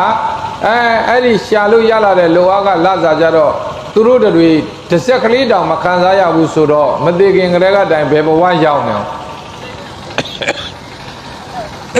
သိသေးခြင်းလို့ပါဦးဇင်းပြောရှင်းလားအပေပုံသားတွေမှာအဲ့ဒါလို့သိဖို့အခွင့်အရေးရှိလားဒါဆိုရင်တို့တွေအဲ့ဒါလေးတွေသိဖို့မလိုဘူးလားဒါကြောင့်မလို့လူနဲ့တိရစ္ဆာန်ကွာတာကကုသိုလ်အကုသိုလ်မှမသိရင်တိရစ္ဆာန်အကြောင်းမှအကျိုးမှမသိရင်တိရစ္ဆာန်စင်ကြင်တုံတရားမရှိရင်တိရစ္ဆာန်ရှင်းလားဒါဆိုရင်ဦးဇင်းတို့ဆိုရင်မျိုးတွေအနေနဲ့ခန္ဓာရလာပြီဆိုရင်တော့ဘဝရိတ်ခါရှာရမှာလားမရှာရဘူးလားကဲခုကြည်စားလမ်းပေါ်မှာခွေးလိခွေးလွန်းနေမရှိဘူးလားသူတို့ဘဝသူတို့ခန္ဓာစားဖို့အတွက်ကတော့သူတို့လည်းအမိုက်ပုံတိုးပြီးတော့ရှာနေကြတာပဲဘာရှိလို့တော့ ခန္ဓာရှိလို့ဘာရှိလို့တော့ဒါဆိုရင်ခန္ဓာရှိတဲ့သူတိုင်းကတော့ရိတ်ခါစားစရာဆိုတာရှားမလားမရှားရဘူးလားအေးဒိုးတွေလို့အခုသိက္ခာတရားတွေဟောကျင့်သုံးဖို့ကြတော့အဲ့ဒီခွေးတွေဝက်တွေကျွဲတွေနွားတွေအပယ်လေးပုံသားတွေလုံနိုင်ရဲ့လားဒါဆိုရင်ရိတ်ခါရှာတတ်ယုံနဲ့လူလို့မမှတ်နဲ့သိက္ခာပါမလူဘာပါမလူဒါဆိုရင်ဦးဇင်းတို့ဆိုရင်မျိုးတွေနေနဲ့သိက္ခာတင်တဲ့အလုပ်ကိုလုပ်ဖို့မလုပ်ဘူးလားသိက္ခာတင်မှသိက္ခာရှင်ဖြစ်မှာဒါဆိုရင်ရိတ်ခါကလည်းဒီခန္ဓာစားဖို့နဲ့နောက်ခန္ဓာစားဖို့ဆိုတာမရှိဘူးလားအဲ့ဒီခွေးတွေဝက်တွေကျွဲတွေနွားတွေကဒီခန္ဓာစားဖို့အတွက်တော့ရှာတတ်တယ်နောက်တန်တရားစားဖို့အတွက်တာရှာတတ်ရဲ့လားဒါကြောင့်ဘဝရိတ်ခါပဲသူတို့ရှာတတ်တာတန်ត្រာရိတ်ခါရှာတတ်သလားကဲတို့ဆိုရင်မျိုးတွေကြတော့လူပိသားတဲ့သူတွေကြတော့ဘဝရိတ်ခါလည်းရှာတယ်တန်ត្រာရိတ်ခါလည်းမရှာဘူးလားအခုကြည်စံတဝတွင်လုံးဘုရားမှုပြုတဲ့တန်ဃာတော်ရှင်မြတ်တွေကိုအာယုံစွမ်းနေနေစွမ်းနေအတွက်စွန့်ကွဲပွဲဘောဇင်ချိုးခြင်းရတာတတ်နိုင်တဲ့ဟာကိုလူရန်နေကြတာအဲ့ဒါတန်ត្រာရိတ်ခါအတွက်ဘာရိတ်ခါအတွက်အခါကာလအားလျော်စွာတရဏဂုံ 3 ပါးနဲ့ 5 ပါးသီလကိုစောင့်ထိန်နေကြတာလေတန်ត្រာအတွက်ပဲရှင်းလားဒါဆိုရင်ရိတ်ခါလည်းရှာသလိုသိက္ခာလည်းပါဖို့မလိုဘူးလားကဲဒါဆိုရင်ဦးဇင်းတို့ဆိုရင်မျိုးတွေရိတ်ခါအတွက်နဲ့သိက္ခာပြက်ခံတဲ့သူတွေလူပိသားတယ်လို့ပြောလို့ရမလားအဲ့ဒီထဲမှာတို့ဆိုရင်မျိုးတွေမပါဖို့မလိုဘူးလားသူများသက်တရင်ကောင်းသလားကဲဒါဆိုရင်ဦးဇင်းတို့ဆိုရင်မျိုးတွေကိုယ့်သက်တရင်ကြိုက်လားကိုယ်စားကိုရင်ရောကြိုက်လားကိုလင်ကိုမယားသူများကပြစ်မှားမယ်စော်ကားမယ်ဆိုရင်ရောကြိုက်လားကိုလားလျင်ရောကြိုက်လားတေးသေးတွေတောက်စားမူရရန်ကားမယ်ဆိုရင်ရောကြိုက်လားအေးအဲ့ဒါဆိုရင်ကိုမကြိုက်တဲ့လုပ်တွေသူများမလုပ်နဲ့ကိုချင်းတီလာဆိုတာအဲ့ဒါကိုပြောတာပဲဦးဇင်းများရှင်းလားကဲဒါဆိုရင်ဦးဇင်းတို့ဆိုရင်မျိုးတွေကကိုယ့်တဲ့တိုင်သာမကြိုက်တာဒီနေ့ခေတ်သူများတပ်ဖို့ကြိုးစားနေတဲ့သူတွေမရှိဘူးလားကိုယ်စားခိုးရင်သာမကြိုက်တာသူများဥစ္စာကိုနီးမျိုးစုံနဲ့ခိုးနေတဲ့သူတွေမရှိဘူးလားအဲ့ဒီထဲမှာတို့ဆိုရင်မျိုးတွေမပါဖို့မလိုဘူးလားကဲကိုသားမယားကိုလင်သားကိုသူများတွေနဲ့ဖောက်ပြားရင်သာမကြိုက်တာသူများလင်သူမမယားကိုကြတော့မျက်စလေးတပြည့်ပြည့်လုံနေတဲ့သူတွေထဲမှာတို့ဆိုရင်မျိုးတွေမပါဖို့မလိုဘူးလားကိုလာလင်ရင်သာမကြိုက်တာသူများကြတော့အချိန်ရှိတိုင်းလိန်ဖို့ကြိုးစားနေကြတာရှင်းလားတဲ့ကိုယ်သာတောက်စားမူရရန်ကားရင်မကြိုက်တာသူများကြတော့တောက်စားပြီးရင်မူရရန်ကားဖို့ကြိုးစားနေတဲ့သူတွေလောကထဲမရှိဘူးလားအဲ့ဒီလူတွေကိုလူလို့ပြောလို့ရပါမလားဒါပေမဲ့ပုံတရံကတော့လူနဲ့မတူဘူးလားသူ့ကိုယ်ထဲမှာလည်းလူသွေးမပါဘူးလားလူပေလူမေကလည်းမွေးမထားဘူးလားဒါပေမဲ့လူအစ်စ်ဟုတ်ရဲ့လားအဲ့လိုလူမျိုးကိုလူတလိษံလို့မှတ်ထားအဲ့လိုလူမျိုးကိုဘာလို့ခေါ်အဲ့ဒီထဲမှာတို့ဆွေမျိုးတွေမပါဖို့မလိုဘူးလားဘာဖြစ်လို့တော့ဖခင်ဦးဇင်းတို့ဆွေမျိုးတွေညီကိုမောင်နှမတွေဘိုးတွေဘွားတွေဖေးတွေမေတွေကိုနည်းနည်းလေးထပ်ပြီးတော့အဘိဓမ္မာတရားသဘောလေးတွေပြောပြမယ်ဦးဇင်းတို့ငယ်စဉ်တောင်ကြီးစာသင်ခဲ့တဲ့အရွယ်တုန်းကအဘိဓမ္မာတရားတွေသင်ခဲ့ရတာဘုံရဲ့စိတ်ရဲ့ပုဂ္ဂိုလ်ရဲ့တွဲနေတယ်ပြန်ပြောပြမယ်ဘုံရဲ့စိတ်ရဲ့ပုဂ္ဂိုလ်ရဲ့တွဲနေတယ်ပြောကြည့်စမ်းပါအေးဘုံရဲ့လွယ်လွယ်လေးမှတ်တာဗျဘုံရဲ့ပုဂ္ဂိုလ်ရဲ့စိတ်ရဲ့ပြန်ပြောကြည့်စမ်းပါကဲဘုံရဲ့ပုဂ္ဂိုလ်ရဲ့စိတ်ရဲ့တွဲနေတယ်တဲ့အဲ့ဒါဘုံပိုင်းကမ္မထမ်းပိုင်းမှာဦးဇင်းတို့ဆိုရင်တော့ဘုန်းကြီးတွေဆိုရင်တော့အဘိဓမ္မာသင်္ကြိုလို့ဆိုတာပေါ့ဗျာကဲထားပါတော့လွယ်လွယ်သာမှတ်တာအဲ့အကြောင်းတွေမသိသိတို့သိဖို့လိုတာကတို့အခုဘယ်ဘုံမှာနေတာတော့လူဘုံမှာနေတာဘယ်ပုဂ္ဂိုလ်ဖြစ်နေနေတာတော့လူပုဂ္ဂိုလ်ဖြစ်နေနေတာဆိုရင်ဒုစိတ်ကဘာစိတ်ဖြစ်ရမှာတော့ဒါပဲလူဘုံမှာနေတဲ့လူပုဂ္ဂိုလ်ဖြစ်နေဒီဘက်ကလူစိတ်ရှင်းလားကဲဒါဆိုရင်နေတာကလူဘုံဟောပြောတော့လေလူပုဂ္ဂိုလ်နဲ့စိတ်ကလူစိတ်မမွေးရင်ဦးဇင်းတို့ဆိုရင်မျိုးတွေဘိုးတွေဘွားတွေဘေးတွေမေတွေညီကိုမောင်နှမတွေဟောဒီဘဝမှာတို့ထားဝစဉ်နေရမှာဟုတ်သလားကဲဒါဆိုရင်လူစိတ်မမွေးတဲ့သူတွေကတလိษံစိတ်ကနဲ့တလိษံပုဂ္ဂိုလ်ဖြစ်နေတလိษံဘုံကိုပြန်ပို့မှာဒါဆိုရင်တလိษံဘုံကိုရောက်သွားတာဘယ်သူကပို့တာတော့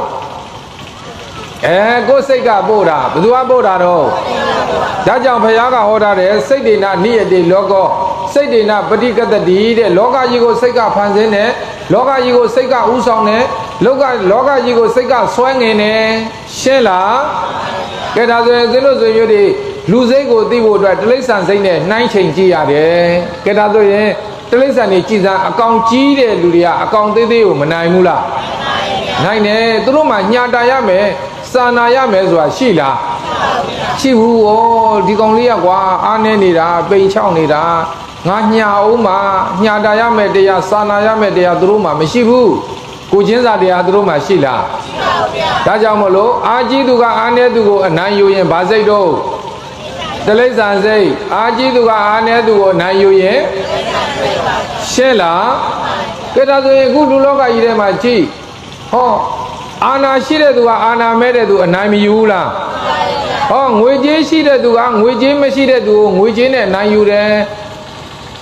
ညီကိုမောင်နှမမိဘဆွေမျိုးအတိုင်းဝိုင်းတောင်းတဲ့သူကညီကိုမောင်နှမမိဘဆွေမျိုးအတိုင်းဝိုင်းမရှိတဲ့သူကိုအတိုင်းဝိုင်းနေနဲ့နိုင်ယူရပြောချင်တာကလက်နဲ့နဲ့နိုင်ယူတယ်အာနာနဲ့နိုင်ယူတယ်ငွေကြေးနဲ့နိုင်ယူတယ်အတိုင်းဝိုင်းနဲ့နိုင်ယူတယ်ဒါဆိုရင်အဲ့ဒီလူတွေကဦးဇင်းတို့ဆွေမျိုးတွေညီကိုမောင်နှမတွေလူစိတ်ရှိရဲ့ဟုတ်ရဲ့လားဗျာဒါဆိုရင်ဦးဇင်းတို့ဆွေမျိုးတွေတလိษံစိတ်ကတလိษံဆိုတဲ့ပုံကိုဖြစ်နေဘယ်ပုံကိုပို့ပေးမှာတော့တလိษံကိုပို့ပေးမှာဒါဆိုရင်အဲ့ဒီတလိษံဘုံကိုတို့ကသွားကျင်တာဟုတ်သလားမဟုတ်ရင်တို့ကဘာစိတ်မွေးရမှာတော့လူစိတ်မွေးမှာလူဘုံကိုပြင်းတဲ့လူဘုံကိုပြန်လာရမှာပေါ့ရှင်းလားနတ်စိတ်မွေးရင်နတ်ဘုံကိုပြင်းတဲ့နတ်ဘုံကိုသွားမှာဗြဟ္မာစိတ်မွေးရင်ဗြဟ္မာဘုံကိုပြင်းတဲ့ဗြဟ္မာဘုံကိုသွားမှာတရားပွဲတွေကနေ့တိုင်းဆိုတော့ချောင်းဆိုးဆိုးနေရပေါ့ဗျာဘုန်းကြီးလည်းတရားဟောလို့ရှင်အာရပါရပြောတာမနေ့ကဟိုမှာမနေ့ကဘယ်မှာတော့ဆိုဟိုကြံပိုစုမှာဟောတာမနေ့ပြ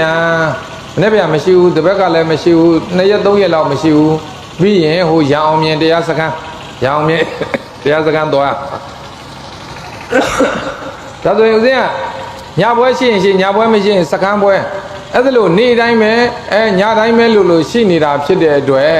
ဦးဇင်းတို့ဆွေမျိုးတွေအဲ့တရားဟောပါများရင်ချောင်းလေးရစိုးလာတာဒါကြောင့်မို့လို့အဲ့ဒါလေးတော့နည်းနည်းသီးခံပြီးနာကြတာပေါ့ဗျာကဲဒါဆိုရင်ဦးဇင်းတို့ဆွေမျိုးတွေညီကောင်မောင်နှမတွေအနေနဲ့တရဏဂုံသုံးပါးနဲ့၅ပါးသီလကိုယ်တဏ္ဍမတီလို့ကတော့တို့အပေပေးစိတ်အေးရပါမလားဦးဇင်းပြောရှင်းလားဒါဆိုရင်အဲ့ဒီ၅ပါးသီလမှာကိုယ်သက်တရင်မကြိုက်ဘူးသူများတဲ့မတတ်နဲ့ကိုယ်ဥစ္စာကိုရင်မကြိုက်ဘူးသူများဥစ္စာမခိုးနဲ့ကိုလင်ကိုမရစော်ကားရင်မကြိုက်ဘူးသူများလင်သူများမစော်ကားနဲ့ကိုလင်ရင်မကြိုက်ဘူးသူများသွားမလိမ့်နဲ့ရှင်းလားအဲ့ဒီ၅ပါးသီလချိုးဖောက်တဲ့အလုပ်တွေကကုသိုလ်လားအကုသိုလ်လားကဲအကုသိုလ်ဆိုတာကောင်းတဲ့ကံလားဆိုးတဲ့ကံလားကဲဒါဆိုရင်ကာမဘဝပြစ်စရာဇာတိလို့ဘုရားဟောပါဠိရှိတဲ့အတိုင်းဆိုးတဲ့ကံကဆိုးတဲ့ဇာတိကိုပေးမှာဘယ်ဇာတိကိုပေးမှာဒါဆိုရင်တို့ဆိုရင်မျိုးတွေကအဲ့ဒီဆိုးတဲ့ဇာတိဆိုးတဲ့ဘဝကိုလိုချင်တာဟုတ်သလားမဟုတ်ဘူးဆိုရင်ဒီကနေ့ကိုပြင်ဖို့မလိုဘူးလားအဲ့ဒါတွေကြောင့်ဦးဇင်းတို့ဆိုရင်မျိုးတွေပြောနေတာပေါ့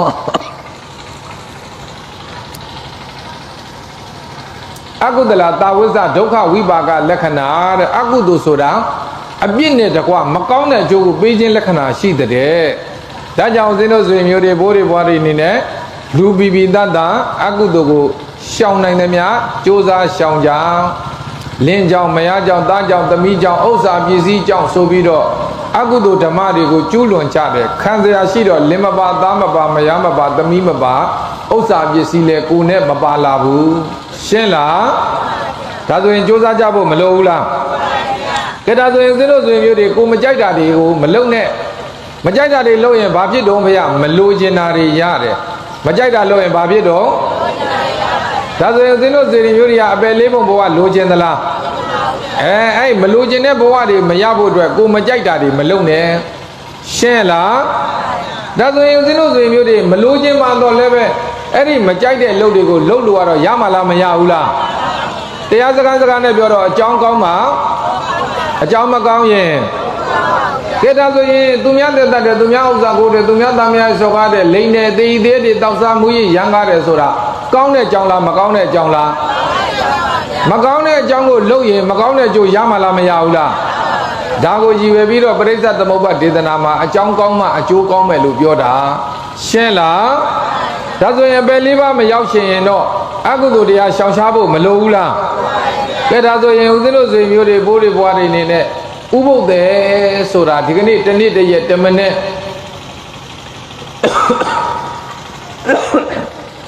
တာကြောင့်မယန်းကြောင့်ဘဝကနေပြီးတော့မလေးဘုန်းကြီးအဲ့ဒါတွေမပြောနဲ့ဗျာအဲ့ဒီဟာတွေအားလုံးကတပည့်တော်ဖြစ်နေတာလို့ဆိုရင်လည်းပဲပွန့်ပွန့်လင်းလင်းပြောပါဗျာမိုက်တော့ရှောက်လဲမနေပါနဲ့ဒါပြောတာ तू တော်တော်သဘောမကျတဲ့ပုံပေါ်တယ်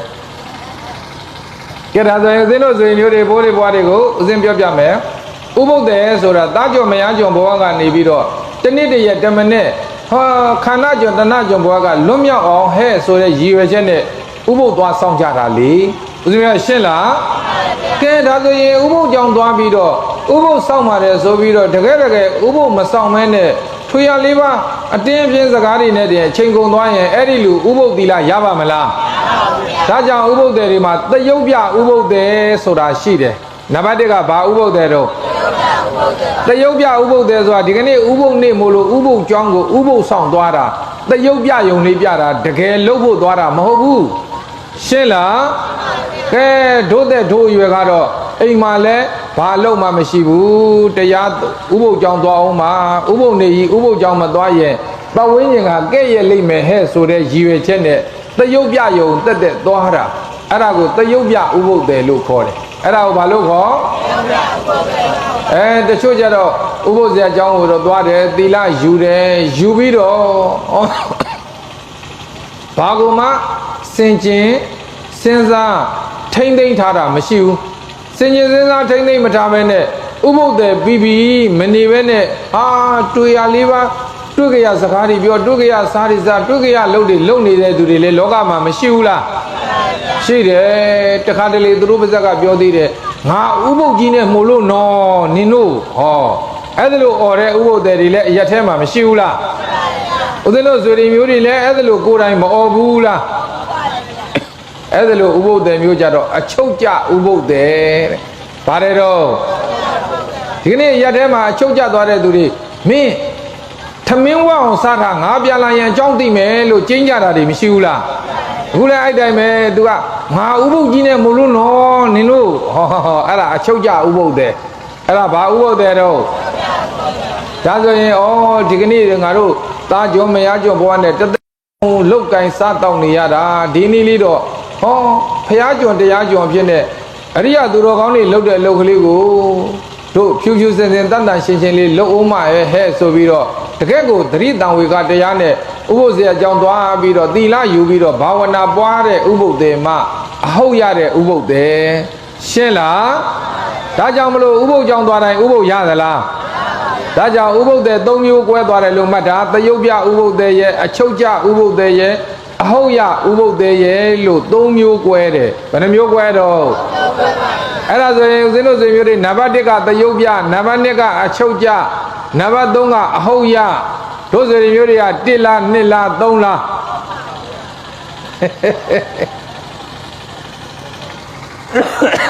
3လိုက်သေးတယ်တဲ့ဦးဇင်းတို့ငယ်ငယ်တုန်းကအမေကြီးများပြောသလိုပဲပါတဲ့ပတ်စံကတမတ်ပတ်စံကဘယ်လောက်ပါတမတ်ဈေးတဲ့ရောင်းတော့ငချင်းကောက်ကင်လိုက်တယ်တမတ်နဲ့ငချင်းရမလားအဲ့ကြောင့်ငွေတမတ်နဲ့ငချင်းမကင်နဲ့ဆိုတဲ့မြန်မာစကားကြားဘူးတယ်မို့လား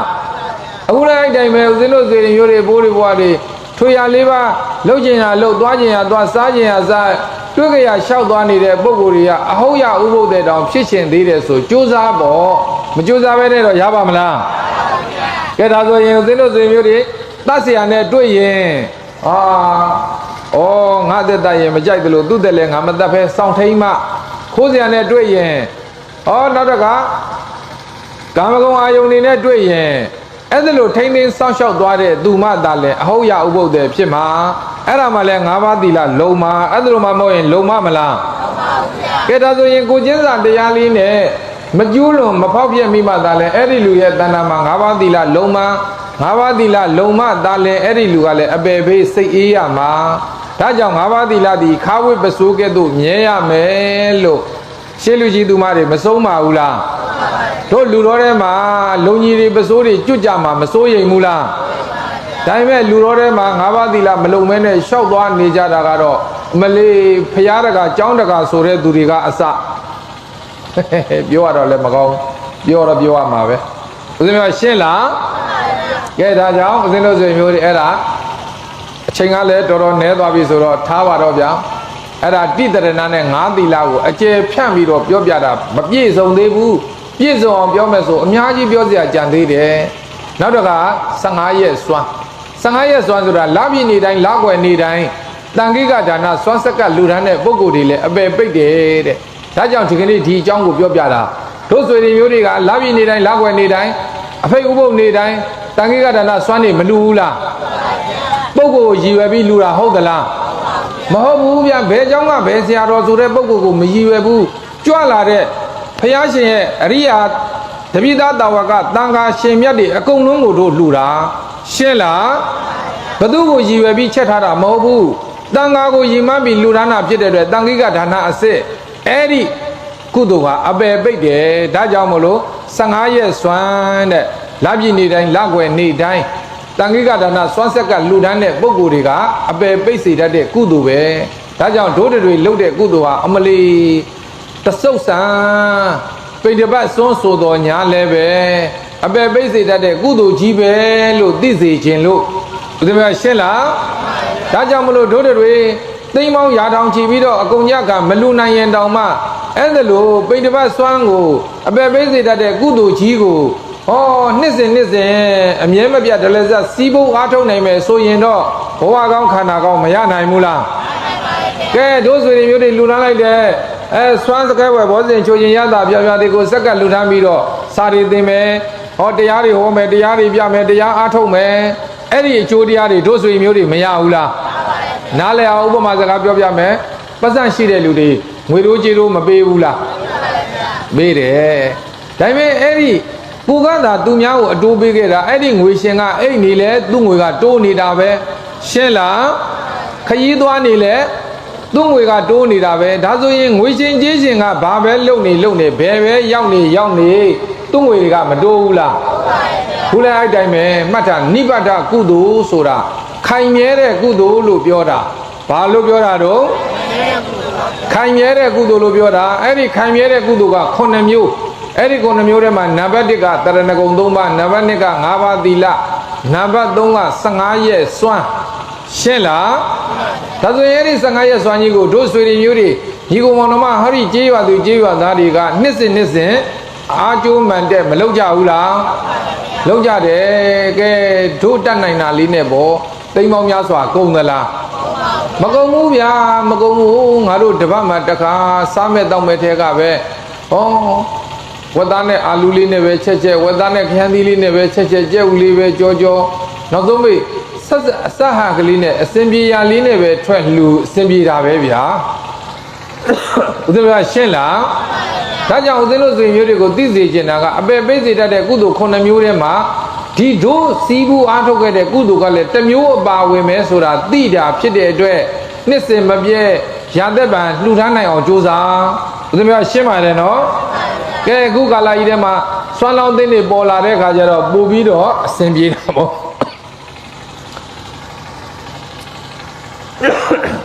ပို့ပြီးတော့အဆင်ပြေတာပေါ့ကိုတယောက်တည်းနဲ့ဦးဇင်းတို့ဆွေမျိုးတွေဆွမ်းမလို့ရင်နိုင်တော့မှအများစုပေါင်းလှူမယ်ဆိုမရနိုင်ဘူးလားအပယ်ပိတ်စေတတ်တဲ့ကုသိုလ်ကိုစီးပူအားထုတ်ခွင့်ရတာတို့နဲတဲ့ကုသိုလ်မဟုတ်ဘူးပရိယတ္တိလို့ပရိပတ်တိလို့ကြိုးစားအားထုတ်နေတဲ့တန်ဃာတော်ရှင်သူမြတ်တွေကိုထောက်ပံ့လူထမ်းခြင်းအပြင်တို့အပယ်ပိတ်တဲ့ကုသိုလ်တွေရနေပါလားဆိုတဲ့အတိကလေးသိဖို့မလိုဘူးလားဒီနေ့ကိစကားပြောမယ်ဗျာသာသနာပြုတယ်ဆိုတွင်ကြဲမပြောဘူးလားဖျားတယ်တာကြောင်းဆောက်တာသာသနာပြုတယ်ဆိုတဲ့စကားသုံးနေကြတာတကယ်တမ်းကျတော့ဦးဇင်းတို့ဆွေမျိုးတွေဘိုးတွေဘွားတွေသာသနာဆိုတာဗုဒ္ဓရဲ့အဆုံးအမကိုခေါ်တာသာသနာဆိုတာဘာကိုခေါ်ဖျားတွေကြောင်းနေဇေဒီပထိုးတွေကသာသနာအဆောက်အုံတွေအဲ့ဒါဘာတွေတော့သာသနာအဆောက်အုံတွေယဟန်တန်ဃာသီလရှင်ကိုရင်တွေကသာသနာဝန်ထမ်းတွေဘာတွေပါလဲဒါဆိုရင်မြတ်စွာဘုရားရှင်ဆုံးမခဲ့တဲ့အဆုံးအမတရားတော်တွေကသာသနာကျောင်းကဘုရားဇေဒီပထိုးများကသာသနာအဆောက်အုံယဟန်တမဏေသီလရှင်တွေကသာသနာဝန်ထမ်းရှင်းလားကဲဒါဆိုရင်ဦးဇင်းတို့ဆွေမျိုးတွေနိုင်ငံခြားတိုင်းတစ်ပါးအိန္ဒိယတို့သီရိလင်္ကာတို့အခုမလေးတို့အာဖဂန်နစ္စတန်တို့အကုန်လုံးပါဗျာတော်တော်များများမှာ ဗုဒ္ဓရဲ့တစ်ချိန်ကကျောင်းကံဖရာဇေဒီပထိုးများမရှိဘူးလားရှိတယ်ဦးဇင်းတို့ဆွေမျိုးတွေမရောက်ဘူးလို့ဘလောက်တောင်ခိုးတော်ကလူတွေသာသနာကိုချစ်မြတ်နိုးတဲ့စိတ်နဲ့စောက်လို့ဆိုကြီးပြတ်တတ်ကြီးတွေနဲ့စောက်ထားတာဘာကြီးတွေနဲ့စောက်တာတန်နေတစ်သားတွေဆိုရင်မြန်မြန်ပျက်စီးသွားမှကြောက်လို့ကြီးတွေနဲ့စောက်ထားတာဗျာအခုကြည့်ဗျာဒီနေ့ကျုပ်တို့နာကစင်ပြူတောင်ကိုကန်းကြီးမှာဆိုရင်လည်းပဲသွားကြည့်စမ်းပါအောင်ဗျာတကက်ကိုအမခံမဲ့အခုခေတ်ဆိုမလုံနိုင်ဘူးနဲရာကြီးတွေမဟုတ်ဘူးလှုပ်ထားလိုက်တာဒါပေမဲ့ဦးဇင်းတို့ဆွေမျိုးတွေနိုင်ငံရခြားတိုင်းတစ်ပါးမှာဗုဒ္ဓရဲ့အဆုံးအမတွေကွယ်ပြောက်သွားတဲ့အခါကျတော့အဲ့ဒီကျောင်းကဘုရားဇေဒီပထိုးများကအခုကြည်စမ်းကလားတွေနွားချီနေကြတယ်ဦးဇင်းများရှင်းလားဒါဆိုရင်ကျောင်းကဘုရားဇေဒီပထိုးများကသာသနာတီအောင်ဆွမ်းနိုင်ရဲ့လားဗျာစောင်းနိုင်ဘူးသာသနာတီအောင်ဆွမ်းနိုင်တာကဖရာရဲ့တပိသားတာဝကတန်ဃာတော်အရှင်မြတ်တွေရှင်းလားဒါဆိုရင်ဦးဇင်းတို့ဆွေမျိုးတွေဒီတန်ဃာတော်တွေကိုအာယုံစွာနေစွာနေတဲ့တကွာထောက်ပံ့လူတန်းနေရတာတို့သာသနာပြုနေတာအစ်စ်ပဲဗျာဖရာတေတာသာသနာပြုတာမဟုတ်ဘူးလားဗျာဟုတ်ပါတယ်အဲ့ဒါကအပြင်သာသနာအဲ့ဒါဘာသာသနာတော့အပြင်သာသနာဗျာအဲ့ဒါအပြင်သာသနာခေါ်တယ်အတွင်းသာသနာမတီတော့ရင်အပြင်သာသနာကဦးဇင်းတို့ဆွေမျိုးတွေဘိုးတွေဘွားတွေကဲနားလည်အောင်ပုံမှာပြောပြမယ်ဟောဒီရွာမှာလဲကျောင်းကဘုရားဇေဒီပထိုးများမရှိဘူးလားအကယ်၍တရွာလုံးဒီဗုဒ္ဓဘာသာမဟုတ်တော့ဘဲနဲ့ခရိယန်အစ္စလမ်တခြားဘာသာဝင်တွေဖြစ်သွားမယ်ဆိုရင်အဲ့ဒီကျောင်းကဘုရားဇေဒီပထိုးများကတို့ဆွေတွေမျိုးတွေကိုဒီလိုတော့နေကြဟဲ့ဒီလိုတော့မနေနဲ့ဒါကတော့ကုသိုလ်ဟဲ့ဒါကတော့အကုသိုလ်ဟဲ့ဒါကတော့ရုပ်ဟဲ့ဒါကတော့နာဟဲ့ဒါကတော့အကြောင်းဟဲ့ဒါကတော့အကျိုးဟဲ့လို့ဆုံးမပေးနိုင်တဲ့စွမ်းအားရှိသလားဒါဆိုရင်ကျောင်းကဘုရားဇေဒီပထိုးများကသာသနာတီအောင်မလုံနိုင်ဘူးဆိုတာမသေးချာဘူးလားဒါကြောင့်မလို့သာသနာတီအောင်သာသနာအရှိခန့်တည်တတ်အောင်ဆက်လက်စွမ်းဆောင်နိုင်တဲ့ဖယားသားတော်တပိသားတာဝကတန်ဃာတော်ရှင်မြတ်တွေကိုတို့ထောက်ပံ့လူတန်းနေတာကဒါသာသနာပြုတာအစ်စ်ပဲဆိုတာသိစေချင်တာအပယ်ပိတ်စေတတ်တာအဲ့ဒါအကြောင်းပိတ်တာရှင်းလားဒီကနေ့မြတ်စွာဘုရားရဲ့ပြိဋိဘံပြုသွားတာနှစ်ပေါင်း2500နဲ့68နှစ်ဘယ်နှစ်တောင်ရှိပြီတော့2568နှစ်ရှိသွားပြီကဲဒါဆိုရင်အဲ့ဒါလောက်နှစ်တွေကြာကြီးသာသနာအရှိကတည်တတ်နေတာကတန်ဃာတော်အရှင်မြတ်တွေကြောင့်ဘု து ကြောင့်မှလဲ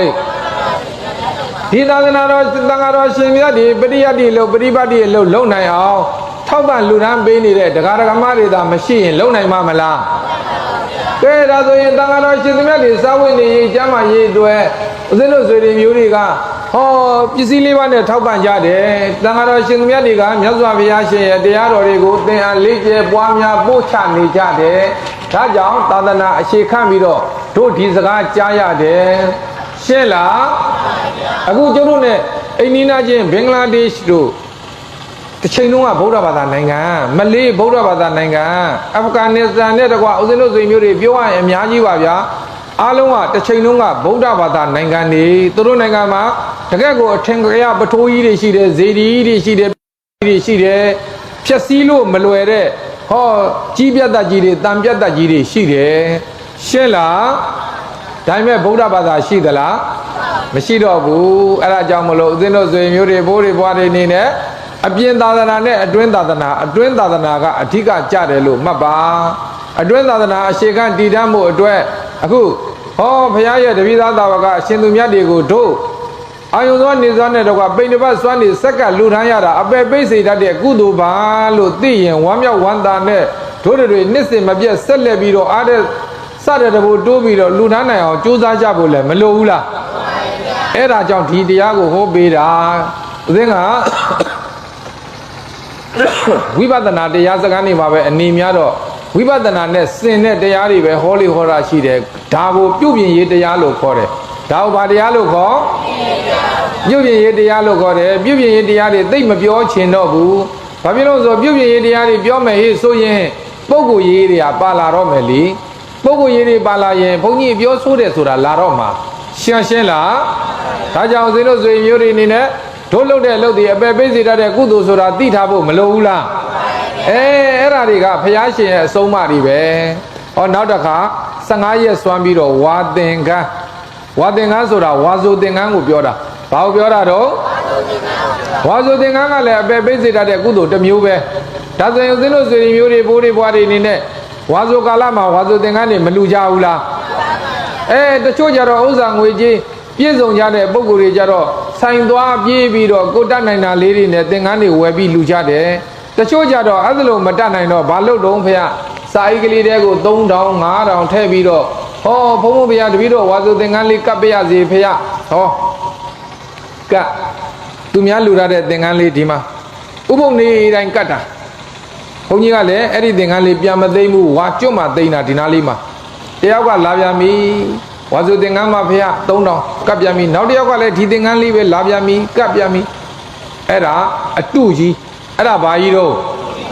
အတုကြီးကဲဒါဆိုရင်ဦးဇင်းတို့ဆွေမျိုးတွေဘိုးတွေဘွားတွေဒီသင်္ကန်းတွေဦးဇင်းတို့ဆွေမျိုးတွေလူလာတဲ့ဝါစုသင်္ကန်းဆိုရင်စာချဇာတင်တရားဟောတရားပြတရားအထုတ်နေသမျှသင်္ကန်းအလူရှင်တွေမှာကုသိုလ်မရဘူးလားငွေတိုးပေးထားတယ်လို့ပဲဘာနဲ့တူတော့ကဲဒါဆိုရင်ဦးဇင်းတို့ဆွေမျိုးတွေဒီသင်္ကန်းလေးကဦးဇင်းတို့ဆွေမျိုးတွေလှူထားတာဟုတ်သလားမဟုတ်ဘူးဗျသူများလှူထားတဲ့သင်္ကန်းအဲ့ဒါလေးကိုစာအိတ်ထဲကို3000 5000ထည့်ပြီးတော့ဝါစုသင်္ကန်းအမှတ်နဲ့ကတ်တယ်အဲ့ဒါအတုကြီးအဲ့ဒါဘာကြီးတော့အဲ့ဒါကြီးတန်တရာကြတော့ဒုနောက်ပါပါမလားမပါဘူးဗျဒါပေမဲ့ဦးဇင်းတို့ဆွေမျိုးတွေတော်တော်များများကမပြောဘူးဘာဖြစ်လို့မပြောတာတုံးဆိုတော့ရသားရဲမလို့ပြောရဲဘူးလေတို့ကြတော့ငွေတော်ဘုန်းကြီးမလာခဲနဲ့လုံနေမှာနေရာတိုင်းအဲ့ဒါလိုလုံနေတာဦးဇင်းပြောရှင်းလားဦးဇင်းတို့ဆိုရင်မျိုးတွေရောလုံဘူးလားမရဘူးအဲ့ဒါခင်ဗျားတို့မရဘူးမြင်းမြင်းမှတ်တာနောက်ဘယ်တော့မှမလုံနဲ့ဘုန်းကြီးပြောတာလွယ်တယ်ဗျာတပည့်တော်သင်္ကန်းတစ်စုံကလွယ်ဘူးဗျာကဲဒီကနေ့တစ်နေ့200စုမယ်ဗျာတစ်နေ့ဘယ်လောက်စုမလို့ဒါဆိုရင်တစ်လဘယ်လောက်ရမလို့6000ရမယ်လေတစ်လ6000ရမယ်အခုဒါဆိုရင်ဒီဝါဆိုသင်္ကန်းကပ်ပြီးကြတဲ့ကတိုင်းနောက်ဝါဆိုသင်္ကန်းကတ်တဲ့အချိန်ထိအောင်ဦးဇင်းတို့ဆိုရင်မျိုးတွေတစ်နှစ်ပတ်လည်းမရှိဘူးလားတစ်လ6000ဆို10လဆိုရင်ပဲ6000ဗျသင်္ကန်းတစ်စုံကိုအကောင်းစားကိုရတယ်12လသာစုလိုက်မယ်ဆိုရင်9200မကောင်းဘူးလားကောင်းတယ်အဲ့ဒါလိုလီလေးနဲ့ကြတော့ဒုဒတွေမစုဘူးဗျဗုဒ္ဓဘာသာလူမျိုးတွေကလုပ်ငန်းတစ်ခုကိုစနစ်တကျဘယ်တော့မှမလုပ်ဘူးပြီးရောလုပ်တာသူများတွေဝါဆိုသင်္ကန်းကတ်မှာကိုကတ်ချင်တယ်စာအိတ်ကလေးတွေကို3000 5000ထည့်ပြီးတော့ကတ်မရဘူးလို့မှတ်ထားဘသူကပြောတာဆိုငွေတော်ဘုန်းကြီးပြောတာလို့ပြောလိုက်ဦးဇင်းကရှင်းလားဘာဖြစ်လို့တော့ဆိုတော့အဲ့ဒါဝါဆိုသင်္ကန်းအမှတ်နဲ့စိတ်သာရှင်စောဖယားဟောဖယားစိတ်ပါရင်အကုန်ရတယ်ဟုတ်တယ်စိတ်နဲ့ပြုတဲ့ကုသိုလ်ရတယ်ကဲဒါဆိုရင်ဦးဇင်းတို့ဆိုရင်မျိုးတွေဟောဒီရှေ့မှာထမင်းစပွဲကြီးချထားမယ်စိတ်နဲ့စားနိုင်မစားနဲ့ဝမလားဟောရှေ့မှာဘာကြီးရှိတာထမင်းစပွဲကြီးရှိတယ်လေစိတ်နဲ့ပဲစားဝသလားအေးဗျစိတ်နဲ့စားမဝဘူးဒါဆိုရင်ကုသိုလ်ကတော့စိတ်နဲ့ပြုရတယ်ဗျဟုတ်တယ်ဗျကုသိုလ်ကတော့စိတ်နဲ့ပြုရတယ်ဒါပေမဲ့ဒါနဝိထုကတော့ကိုထီလက်ရောက်ပြုမှရတာအဲ့ဒါကိုသဟတိကဒါနလို့ခေါ်တာပေါ့ဦးဇင်းပြောရှင်းလားဒါကြောင့်မလို့သူများလူထားတာကြီးကိုဦးဇင်းတို့ဆွေမျိုးတွေဘိုးတွေဘွားတွေဘယ်တော့မှအဲ့လိုမျိုးမလုပ်နဲ့မလူနိုင်ရင်မလူနဲ့လှူနိုင်ပြီဟေ့ဆိုရင်လှူကျင်တပတ်ဟေ့ဆိုရင်အဲ့လိုနီးနဲ့စုလှူတနေ့200ဆိုတာကွန်းစားတတ်တဲ့သူအတွက်ကွန်းတစ်ခါဝါတောင်ရှိသလားဗျာရှိပါဘူးဗျာဦးဇင်းကရှင်းလားစီးပွားရေးပဲလုပ်လို့ဘာသာရေးပဲလုပ်လို့အဲ့ဒါလိုလေးစီးစနစ်ကြကြလေးလုပ်မယ်ဆိုရင်တို့ဆွေတွေမျိုးတွေဘိုးတွေဘွားတွေအပယ်လေးပါမြုပ်เสียအကြောင်းကိုမရှိဘူးဦးဇင်းကသဘောပေါက်လားဒါကြောင့်မလို့အပယ်ပိတ်စေတတ်တဲ့ကုသိုလ်ထဲမှာလဲဝါဆိုသင်္ကန်းအလှလဲပါတယ်လို့မှတ်ထားဒါဆိုရင်တို့အပယ်ပိတ်စေတတ်တဲ့ကုသိုလ်သင်္ကန်းဝါဆိုသင်္ကန်းအလှကိုတို့ဆွေတွေမျိုးတွေဘိုးတွေဘွားတွေနှစ်တိုင်းမလှဘူးလားအစ်စ်မဟုတ်တာပဲများတယ်အတုတွေပဲလှူနေကြတာဘာတွေပဲလှူတော့သင်္ကန်းအတုတွေပဲလှူတာသင်္ကန်းအစ်စ်ကိုကြတော့လှူတဲ့လူအင်မတန်နဲတယ်သိတဲ့သူတွေပဲလှူကြတာဦးဇင်းများရှင်းလားဒီပြီးတော့သိပါတယ်ဗျာမရှိလို့စင်ကြင်မပေးနဲ့ရှိချင်ရင်200တည်းပဲစုများသလားဗျာဒီကနေ့က200ဆိုတာဦးဇင်းတို့ဆွေမျိုးတွေကလေးမုံဘူးပြီးရင်တော့မလောက်ငါပါဘူးဗျာလောက်သလားမလောက်ပါဘူးဗျ200ဆိုတာကလေးမုံဘူးပြီးရင်တော့မလောက်ဘူးဦးဇင်းတို့ငငယ်တုန်းကအမေကတမတ်ပေးရင်ခုံပေါက်ပြီးပြေးတာဝမ်းသာလွန်းပုံမှန်ရတာ10ပြားပဲရတယ်ကဲဟိုးတုန်းက10ပြားနဲ့မုံဝအောင်စားလို့ရတယ်တမတ်ပေးရင်ပျော်နေတာခုံပေါက်ပြီးပြေးတာ အခုကတော့200ပေးလို့ကလေးမုံမစားရဘူးခစ်တရားမကွာဘူးလားကွာတယ်ဦးဇင်းတို့မွေးကင်းစားတုန်းကစံတပြီမှတစ်ကြက်ခွဲ2ကြက်ပဲရှိတယ်ဘာမှမရှိဘူးဦးဇင်းတို့14-5-6နှစ်လောက်ရောက်တဲ့အထိအောင်စံတပြီမှ10-12ကြက်အမလီခစ်ကတော့ပြက်ပြီးခစ်ကတော့ပြက်ပြီးနဲ့အဲ့ဒီတုန်းကအဖိုးတွေဘွားတွေအခုခေတ်ကြီးများမြင်လိုက်ရင်ချက်ချင်းတောင်လဲသေးသွားမလားမသိဘူးစံတပြီ4-5တောင်ဖြစ်နေပြီလေစံတပြီ10-12ကြဖြစ်တော့ဦးဇင်းတို့အမေကြီးတွေဘာတွေပြောတာအဲ့ဒီရွယ်တုန်းကဦးဇင်းက16နှစ်သားလောက်ပဲရှိသေးတယ်ခစ်ကတော့ပြက်ပြီတဲ့မိန်းဘာဖြစ်လို့တော့စံတပြီ12ကြတောင်ဖြစ်နေပြီငါမြည်ခစ်ကပြက်တော့မှာဟောပြောနေတာအခုစံတပြီ9တောင်ဖြစ်ပြီပြက်လာခစ်ကပြက်လာမပြက်ပါဘူးဗျခစ်ကသူ့ဘာသာသူနေတာလူတွေကပြက်ကုန်တာဦးဇင်းပြောရှင်းလားဒါဆိုရင်နားလည်အောင်ဘုရားစကားပြောပြမယ်ဟိုအိမ်ကလူတွေစူတယ်လို့မပြောဘူးလားအိမ်ကြီးကစူသလားအိမ်ထဲကလူတွေစူတာခုလည်းခစ်ကမပြက်ဘူးခစ်ထဲကလူတွေပြက်နေတာဦးဇင်းပြောရှင်းလားဒါကြောင့်လောကကြီးကမပြက်ဘူးလောကကြီးတွေကလူတွေပြက်နေတာဒါဆိုရင်သင်တို့စေမျိုးတွေအဲ့ဒါလိုအပြက်တရားကြီးနဲ့ကြုံနေတဲ့ကာလမှာတို့တွေသေဖို့အကြောင်းတွေကမများဘူးလားကိုရှိမှလည်းဒီတိုင်းပဲဖျားပွဲသွားတယ်လို့သေနေကြတာတွေလည်းမရှိဘူးလားဒါဆိုရင်မသိခင်နေစဉ်ကာလမှာတို့ဆွေတွေမျိုးတွေအနေနဲ့ကြိုးစားကြဖို့မလိုဘူးလားနေခြင်းတယ်လို့နေလို့မရဘူးလားရတယ်နေခြင်းတယ်လို့နေလို့မရဘူးလားရတယ်လေမကောင်းတာလုပ်ပြီးနေတဲ့လူတွေမရှိဘူးလားကောင်းတာလုပ်ပြီးနေတဲ့လူလည်းမရှိဘူးလားသူ့သဘောသူ့သဘာဝအတိုင်းပဲလေသူ့သဘောနဲ့သူနေခြင်းတယ်လို့နေခင်ဗျားတို့ကျတို့ပြောပိုင်ခွင့်ရှိလားမရှိဘူးမကောင်းတာလုပ်နေတဲ့သူကောကောင်းတာလုပ်နေတဲ့သူကောနေခြင်းတလောက်တော့နေလို့ရလားမရဘူးနေခြင်းတလောက်တော့နေလို့ရလားမရဘူးနေခြင်းတလောက်သာနေလို့ရရင်ဒီဘုန်းကြီးကအသက်ကိုတောင်းချီပြီးနေခြင်းတာမသေးကိုမသေးခြင်းဘူးဘာဖြစ်လို့ဆိုတော့ဒီသာသနာနဲ့တခါတည်းအကျွတ်လို့နိဗ္ဗာန်ရတဲ့တရားလှုပ်ချင်လို့ရှင်းလားဒါပေမဲ့လို့နေခြင်းတလောက်နေလို့ရလားဒါဆိုရင်နေခြင်းတလို့တော့နေလို့ရတယ်နေခြင်းတလောက်တော့နေလို့မရဘူးဆိုရင်နေသင့်တယ်လို့လေးနေဖို့မလိုဘူးလားဒါဆိုရင်တို့ကလူလို့သတ်မှတ်ထားရင်လူတွေနေသလိုနေရမှာပေါ့ဗျာလူပြည့်ပြီးတော့လူလိုမနေရင်တော့ဦးဇင်းတို့ဆိုရင်မျိုးတွေလူပြည့်ပြန်လာလို့ရပါမလားဦးဇင်းကရှင်းလားဒါတွေနားလည်ဖို့မလိုဘူးလားဒါဆိုရင်ဦးဇင်းတို့ဆိုရင်မျိုးတွေဘိုးတွေဘွားတွေညီကိုမောင်နှမတွေအနေနဲ့ဟောနေသင့်တယ်လို့လေးနေတတ်ဖို့အရေးကြိုးစားပြီးပြောပြပေးတာအပယ်ပိတ်စေတတ်တဲ့ကုသိုလ်9မျိုးထဲမှာတစ်ကတရဏဂုံ3ပါးနှစ်က5ပါးသီလ3ကတို့ဆွေတွေမျိုးတွေဘိုးတွေဘွားတွေလှုပ်တဲ့15ရက်စွမ်းရှင်းလားနံပါတ်4ကတော့ဝါဆိုသင်္ကန်းနံပါတ်4ကဘာတော့ဗျာကဲဒါဆိုရင်ဦးဇင်းတို့ဆွေမျိုးတွေဘိုးတွေဘွားတွေညီကိုမောင်နှမအနေနဲ့ဒီကနေ့15ရက်စွမ်းလူထမ်းချင်းကိုအကြောင်းပြုပြီးတော့အောင်ပွဲသဘင်စင်ရင်ကျင်းပကြတယ်ဒီကနေ့တရားပွဲတွေကျင်းပတဲ့အခါကျတော့တို့ဆွေမျိုးတွေရဲ့တဏ္ဍာမှာအခုတရဏဂုံ3ပါးနဲ့5ပါးသီလမယူရဘူးလားသီလမယူဘဲနဲ့အိတ်လေဒီညကုန်မှာပဲသီလယူပြီးအိတ်လေဒီညကုန်မှာပဲတညကုန်တာချင်းမတူဘူးလားဒါပေမဲ့အကျိုးတရားချင်းကြတူသလားမတူပါဘူးဗျအကျိုးတရားချင်းကြတော့မတူဘူးဒါကြောင့်ဦးဇင်းတို့ဇင်မျိုးတွေကိုဦးဇင်းပြောချင်တာကအခုလိုတရားပွဲကြီးတွေကျင်းပရတဲ့အတွက်လူမိုက်တွေလူရန်ကားတွေတိုးပွားလာတာမဟုတ်ဘူးလူသူတော်ကောင်းတွေတိုးပွားလာတာရှင်းလားဇက်ပွဲကြီးတွေအငိမ့်ပွဲကြီးတွေစတိတ်ရှိုးပွဲကြီးတွေကျင်းပရင်သာလူမိုက်တွေလူရန်ကားတွေတိုးပွားလာတာဒါကြောင့်ဦးဇင်းတို့ဇင်မျိုးတွေဘိုးတွေဘွားတွေကိုဦးဇင်းပြောချင်တာကခေတ်ကာလဒေသအခြေအနေရဒီနေ့ပြောပွဲချွန်ပွဲတွေဆိုတာမသိတော့ဘူးဗျဦးဇင်းဘလောက်မှမကြသေးဘူးပြင်မနာထဲမှာအလူတခုညတရားပွဲဟောတာအောင်ပွဲတရားဟောတာဘုန်းကြီးရဲ့တဲ့ရဒလိရွာထုံစံတောင်းဆိုလို့သာထဲရတာစိတ်မချမ်းသာပါဘူးဗျာဘာဖြစ်တော့တခါကြီးမင်းညကပွဲမှာရံဖြစ်ကြတာဗျာတဲ့အစောကြီးသိမ့်သွားရတာတဲ့တပည့်တော်တို့မဲ့ပေးထားတာနှမျောလိုက်တာဗျာကဲဦးဇင်းတို့မျိုးတွေဘိုးတွေဘွားတွေကြေးရွာလူထုပြောပါစေဆိုပြီးတော့အလှရှင်ကတော့ငွေကုန်ကြေးကြခံပြီးတော့ဇက်ပွဲကြီးထည့်လိုက်တယ်ပွဲမှာသွားပြီးရံဖြစ်တဲ့အစောကြီးသိမ့်သွားရတယ်ဗျာတဲ့ကြည်လဲမကြည်လဲဥပ္ပဆံပေးလေရရောကဲဒါဆိုရင်ဦးဇင်းတို့မျိုးတွေဘိုးတွေဘွားတွေဒီနေ့ခေတ်ကာလအခြေအနေရပျော်ပွဲရှင်ပွဲတွေကတော့မထည့်တာအကောင်းဆုံးမဟုတ်ဘူးလားဗျာအေးအဲ့ဒါတလူပြောပြအောင်ပဲနောက်တလူကြတော့ဟောဦးဇင်းတို့မျိုးတွေ7 နာရီ9 နာရီလောက်ပဲရှိသေးတယ်ဓာတ်ထုံးမှုဖြစ်တော့သေရောဗျာ ဒါတော့မှုပြတော့ဘာဖြစ်တော့သေသွားရောဗျာသေသွားတော့ဘာဖြစ်တော့ဘုန်းကြီးရဲ့သူတို့ကသူတို့တတ်တာသေတာနားရတာပေါ့လို့မလို့အလူရှင်ဖမ်းခံရတယ်သေတော့ဘာဖြစ်တော့အလူရှင်ဖမ်းခံရတယ်ဘာဖြစ်လို့ဖမ်းတော့ဆိုပွဲမိတ်မတင်လို့တဲ့ဘာဖြစ်လို့လဲတော့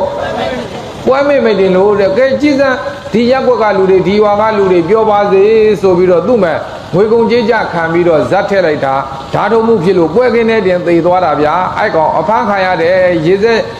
ချလေးတော့စောင့်မအောင်ဆိုပြီးတော့ဟောမနဲ့ဦးဇင်းတို့စိန်မျိုးတွေဘိုးတွေဘွားတွေအလူရေစက်ချတရားလဲပြီးတော့တန်းဖမ်းသွားတာဗျာကဲစဉ်းစားကြည့်ဒါတွေကိုဦးဇင်းတို့စိန်မျိုးတွေကိုဘာဖြစ်လို့ပြောပြတာတော့ဆိုသူများသားတဲ့ကိုသားတန်းဗျာအဲ့ဒါလို့မဟုတ်မဟတ်တွေကြောင့်ဒုက္ခရောက်သွားကြတာတွေဟောဒီပြင်မနာပတ်ဝန်းကျင်မှာပဲဦးဇင်းတို့တွေကဘယ်ကဘသူပါလို့ပြောမကောင်းလို့မပြောတာဦးဇင်းတို့ကရှင်းလားဒါကြောင့်ဦးဇင်းတို့ဆွေမျိုးတွေကိုဦးဇင်းပြောပြချင်တာကငွေကုန်ကြေးကြခံရတာချင်းအတူတူကုသိုလ်ယူအကုသိုလ်မယူနဲ့ကောင်းတာပဲလုပ်မကောင်းတာကိုမလုပ်နဲ့ရှင်းလားကဲဒါဆိုရင်ဦးဇင်းတို့ဆွေမျိုးတွေဘိုးတွေဘွားတွေအနေနဲ့ခုလိုတရားပွဲကြီးတွေဖြစ်မြောက်အောင်လုပ်လိုက်မယ်ဆိုရင်ကြေးရွာသူကြေးရွာသားနဲ့တကွမြင်အမမြင်ရတဲ့ပုံကိုယ်တွေလည်းတရားဓမ္မတွေရဲ့ကုသိုလ်အဖို့ဘာကကိုအမျှမရဘူးလားတို့တွေလည်းတရားတွေနာရတယ်တရဏဂုံသုံးပါးနဲ့၅ပါးသီလလည်းခံယူစောင့်တည်ရတယ်တိုးတိုးချင်းချင်းလိုရင်းပြောတော့ကုသိုလ်တရားတွေတိုးပွားလာတယ်ဘာတွေတိုးပွားလာတယ်ဒါဆိုရင်လည်းကုသိုလ်တရားတွေတိုးပွားလာတဲ့ပွဲတွေမဖြစ်အောင်နှောက်ယှက်နေတဲ့သူတွေလည်းလောကကြီးထဲမရှိဘူးလားအဲ့ဒီလူတွေမှသာသနာပြည့်တွေအဲ့ဒီလူတွေကဘာတွေတော့ဒါဆိုရင်ဦးဇင်းတို့ဆွေမျိုးတွေဘိုးတွေဘွားတွေဖေတွေမေတွေညီကိုမောင်နှမတွေကိုဦးဇင်းပြောချင်တာကသာသနာပြုတယ်ဆိုတာဘယ်ပုံဘယ်နည်းနဲ့ပြုမှထိရောက်မယ်ဆိုတာလေးနားလည်ဖို့လည်းမလိုဘူးလားကဲဒါဆိုရင်ဦးဇင်းတို့ဆွေမျိုးတွေညီကိုမောင်နှမတွေအနေနဲ့ဦးဇင်းပြောချင်တဲ့အဓိကတိပဲကအဲ့ဒါလိုသာသနာပြုလုပ်ငန်းတွေကိုတို့တက္ကရာမတွေမှန်မှန်ကန်ကန်လုပ်တတ်အောင်နီးပေးလားမြစိုးဆုံးမှတဲ့နေရာမှာပုဂ္ဂိုလ်မျက်နှာကြည့်နေလို့ရမလားအရက်တဲလို့ပြောရင်အာနာနေလို့ဖြစ်မလားအာနာနေလို့မဖြစ်ဘူးဗျာအာနာနေလို့မဖြစ်ဘူးဒါဆိုရင်ဒီကနေ့ကြည့်အစိုးရဝန်ထမ်းတွေအစိုးရလုပ်ကိုမလုပ်ခွင့်နဲ့အစိုးရစီကလစာညာထုတ်နေတဲ့သူတွေမရှိဘူးလားရှိတယ်အဲ့ကြတော့ဘာဖြစ်လို့နိုင်ငံတော်ကြီးမတိုးတက်ဘူးပေါ့ဒါဆိုရင်ပြောချင်တာကအခုလဲကျုပ်တို့ဘာသာရေးခေါင်းဆောင်တွေဖြစ်တဲ့ရဟန်းတန်ဃာတော်တွေကဖယားသားပါဆိုပြီးတော့ဖယားသားတော်တွေလုပ်ရမယ်အလုပ်ကိုသာသနာအတွက်အလုပ်မလုပ်ဘဲနဲ့သာသနာစီကရိတ်ခါတွေညာထုတ်နေတဲ့လူတွေတပုံကြီးပဲဦးဇင်းကရှင်းလားအစိုးရဝန်ထမ်းလုပ်ပြီးတော့အစိုးရလုပ်ကိုမလုပ်ဘဲနဲ့အစိုးရစီကရိတ်ခါလက်စားတွေညာထုတ်နေတဲ့သူတွေရှိသလိုသာသနာဝန်ထမ်းဆိုပြီးတော့သာသနာလုပ်မလုပ်ဘဲနဲ့ဖယားစီကရိတ်ခါတွေညာထုတ်နေကြတာဒီကနေ့ဦးဇင်းတို့ဆွေမျိုးတွေကဘုန်းကြီးရဟန်းသာမဏေဖယားသာသနာဝန်ထမ်းတွေဆိုပြီးတော့လှူတာဗျသူလိုကိုလိုသားနဲ့မယားနဲ့လူဆိုလှူပါမလားကဲဒါဆိုရင်အဲ့ဒီလူတွေကသာသနာဝန်ထမ်းပါဆိုပြီးတော့သာသနာနဲ့ပတ်သက်တဲ့စာကြစာသင်တရားဟောတရားပြတရားအားထုတ်ဒီအလုပ်တွေမလုပ်ခဲနဲ့ဦးဇင်းတို့ဆွေမျိုးတွေသာသနာနဲ့မအဆက်တဲ့အလုပ်တွေလုပ်နေတဲ့သူတွေလည်းလောကမှာမရှိဘူးလားအဲ့ဒါတွေကသာသနာစီကနေပြီးတော့လစာညာထုတ်နေတဲ့သူတွေပေါ့ဦးဇင်းကရှင်းလားအဲ့ဒါကြောင့်သာသနာတော်ကြီးမတိုးတက်တာပေါ့အဲ့ဒါလိုလူတွေများလာလို့သာသနာတော်ကြီးမတိုးတက်တာနိုင်ငံတော်ကြီးကိုညာနေလို့နိုင်ငံတော်ကြီးမတိုးတက်တာဒါဆိုရင်ဦးဇင်းတို့ဆွေမျိုးတွေဘိုးတွေဘွားတွေနေနဲ့တို့တွေဘယ်ဟာကသာသနာဝန်ထမ်းဘယ်ဟာကသာသနာဝန်စည်းဆိုတာလေးတော့ကွဲကွဲပြားပြားနားလည်ထားဖို့မလိုဘူးလားဘယ်လူကတော့နိုင်ငံဝန်ထမ်းဘယ်လူကတော့နိုင်ငံဝန်စည်းတာပေါင်းညာစားဒါလည်းနားလည်ထားဖို့မလိုဘူးလားလိုတယ်ဒါကြောင့်ဦးဇင်းတို့ဆွေမျိုးတွေကိုဦးဇင်းတို့တွေပြောပြတာဝန်စည်းမဖြစ်စေဖို့ဝန်ထမ်းဖြစ်စေဖို့ဒါကြောင့်ဦးဇင်းတို့တွေဝန်ထမ်းကောင်းတစ်ယောက်အနေနဲ့ဘသူမျက်နှာမှမထောက်ဖဲနဲ့ပြောပြတာဒီနေ့အရစကားပဲပြောပြမယ်ဗျာဌာနတစ်ခုမှာမှန်မှန်ကန်ကန်လုပ်တဲ့သူပြုတ်ကြရောဘာဖြစ်လို့ဆိုအကြံဖန်သမားတွေကကြိုက်သလားအကြံဖန်သမားတွေကမကြိုက်တော့သူ့ကိုနီးမျိုးစုံနဲ့ကန့်ပြီးတော့မထုတ်ဘူးလားအဲ့ဒါလိုပဲသာသနာဝန်ထမ်းတွေလည်းအဲ့တိုင်းပဲအမှန်ကန်ပြောလို့ကတော့မင်းအဲ့ကောင်တအားပြောဆိုတာအဲ့ကောင်မင်းငါတို့ရွာမပစ်နဲ့အဲ့ကောင်လက်မခံဘူးတခြားဘုန်းကြီးပဲပြအဲ့ဒါမျိုးတွေအများကြီးမှတ်တာအကြံဖန်သမားတွေအများကြီးအမှန်ကန်သမားကိုကန်ထုတ်ကြတာတအားပဲများသောအားဖြင့်ပြောတာဦးဇင်းတို့တွေကတော့နေရာအနှံပြပွဲကို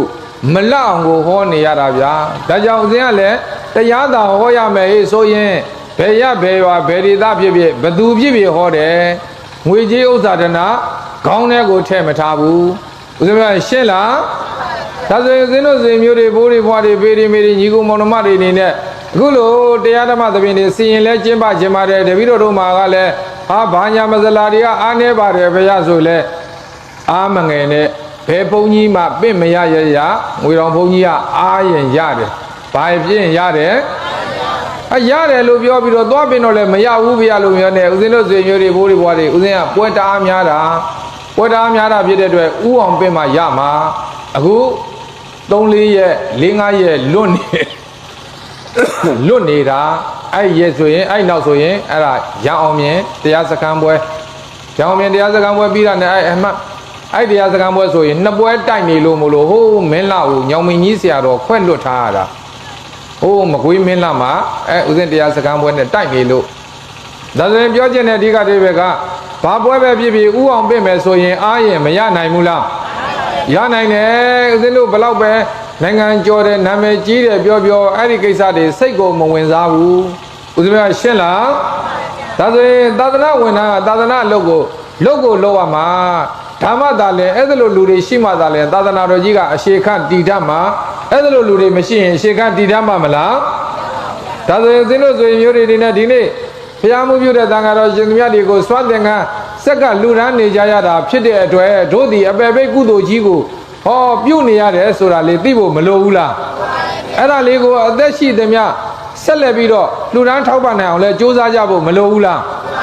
လိုပါတယ်ဗျာလိုပါတယ်ဟောနောက်တစ်ခုကတော့ဦးဇင်းတို့ဆိုရင်မျိုးတွေစည်ရည်တာမယ်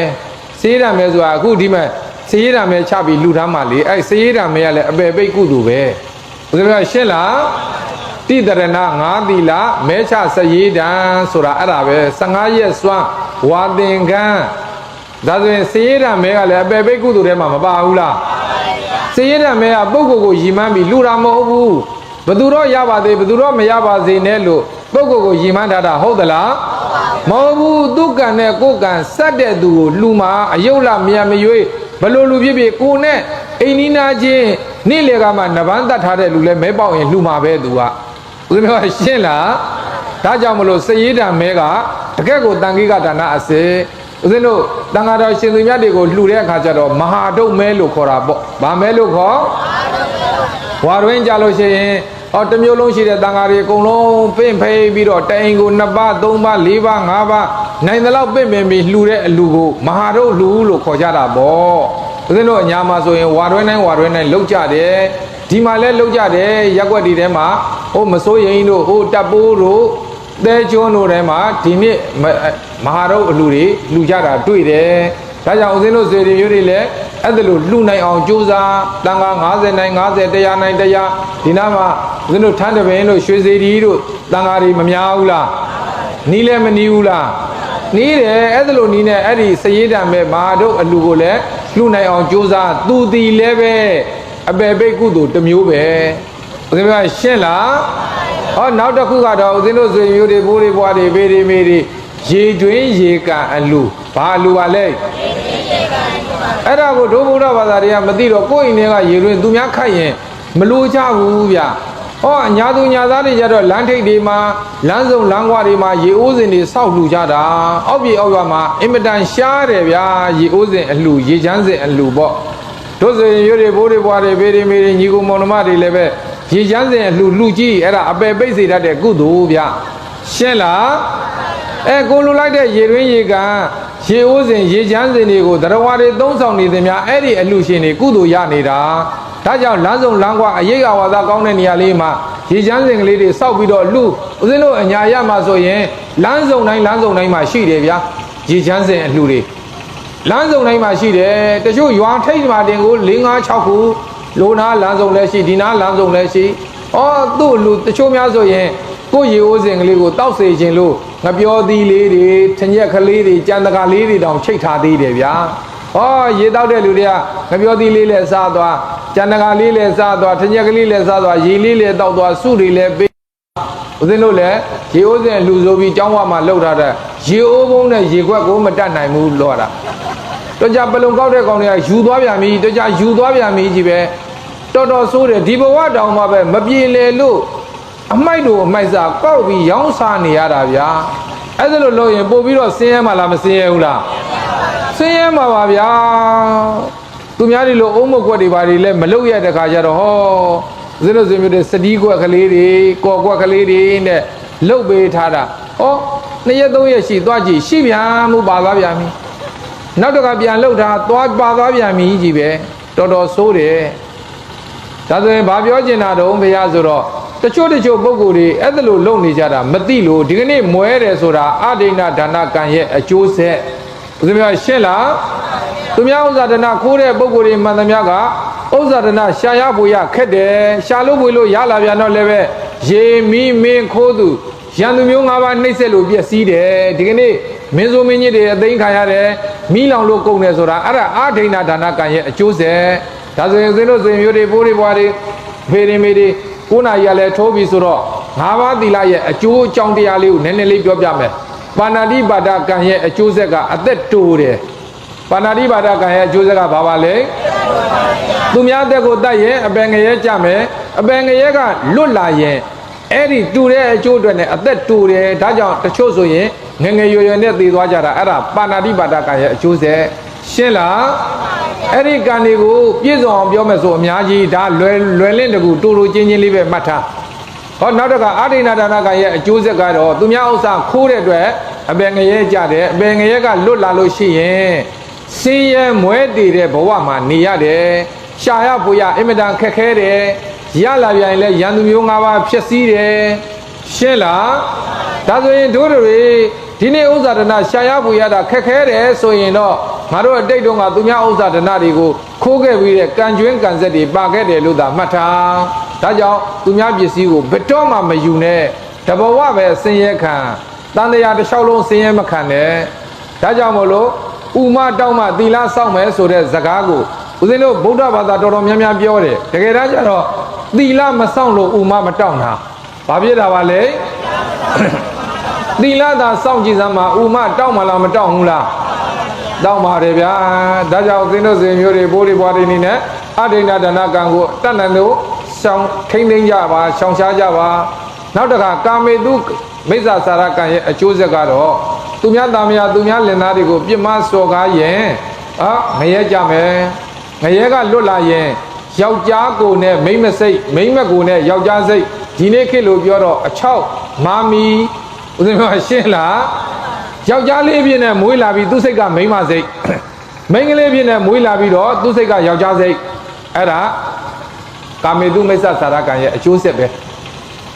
တလိ္ဆံဖြစ်ခဲ့မယ်ဆိုရင်အသင်းကိုခံရတယ်ဒီကနေ့ဟောခွေးတွေကြောင်တွေကျွဲတွေနွားတွေဝက်တွေအသင်းကိုခံရတာအဲ့ဒါကာမေတုမိစ္ဆာစာရကံရဲ့အကျိုးဆက်ဦးဇင်းကရှင်းလားနောက်တစ်ခါမုဒဝါဒကံရဲ့အကျိုးဆက်ကစကားမပြီးဘူးသွားမညီဘူးတဲ့သူ့ပါဇက်ကညှီစော်ပုတ်စော်တွေနန်းတဲ့အခုရက်ထဲမှာဦးဇင်းတို့ဆွေမျိုးတွေဘလောက်ကောင်းတဲ့သွားတိုက်စိတ်နဲ့တိုက်တိုက်မရဘူးအဲ့ဒီလူကအမြဲတမ်းအာဘုတ်စော်နန်းနေတဲ့သူတွေရှိတယ်အဲ့ဒါသူများကိုလိန်လို့အဲ့ဒီလူတွေရဲ့သွားတွေကလည်းမညီဘူးတဲ့စကားကလည်းမပြီးဘူးတဲ့ပါဇက်ကလည်းအမြဲတမ်းညှီစော်ပုတ်စော်နန်းနေတဲ့ဗျာလိန်နဲ့အပြည့်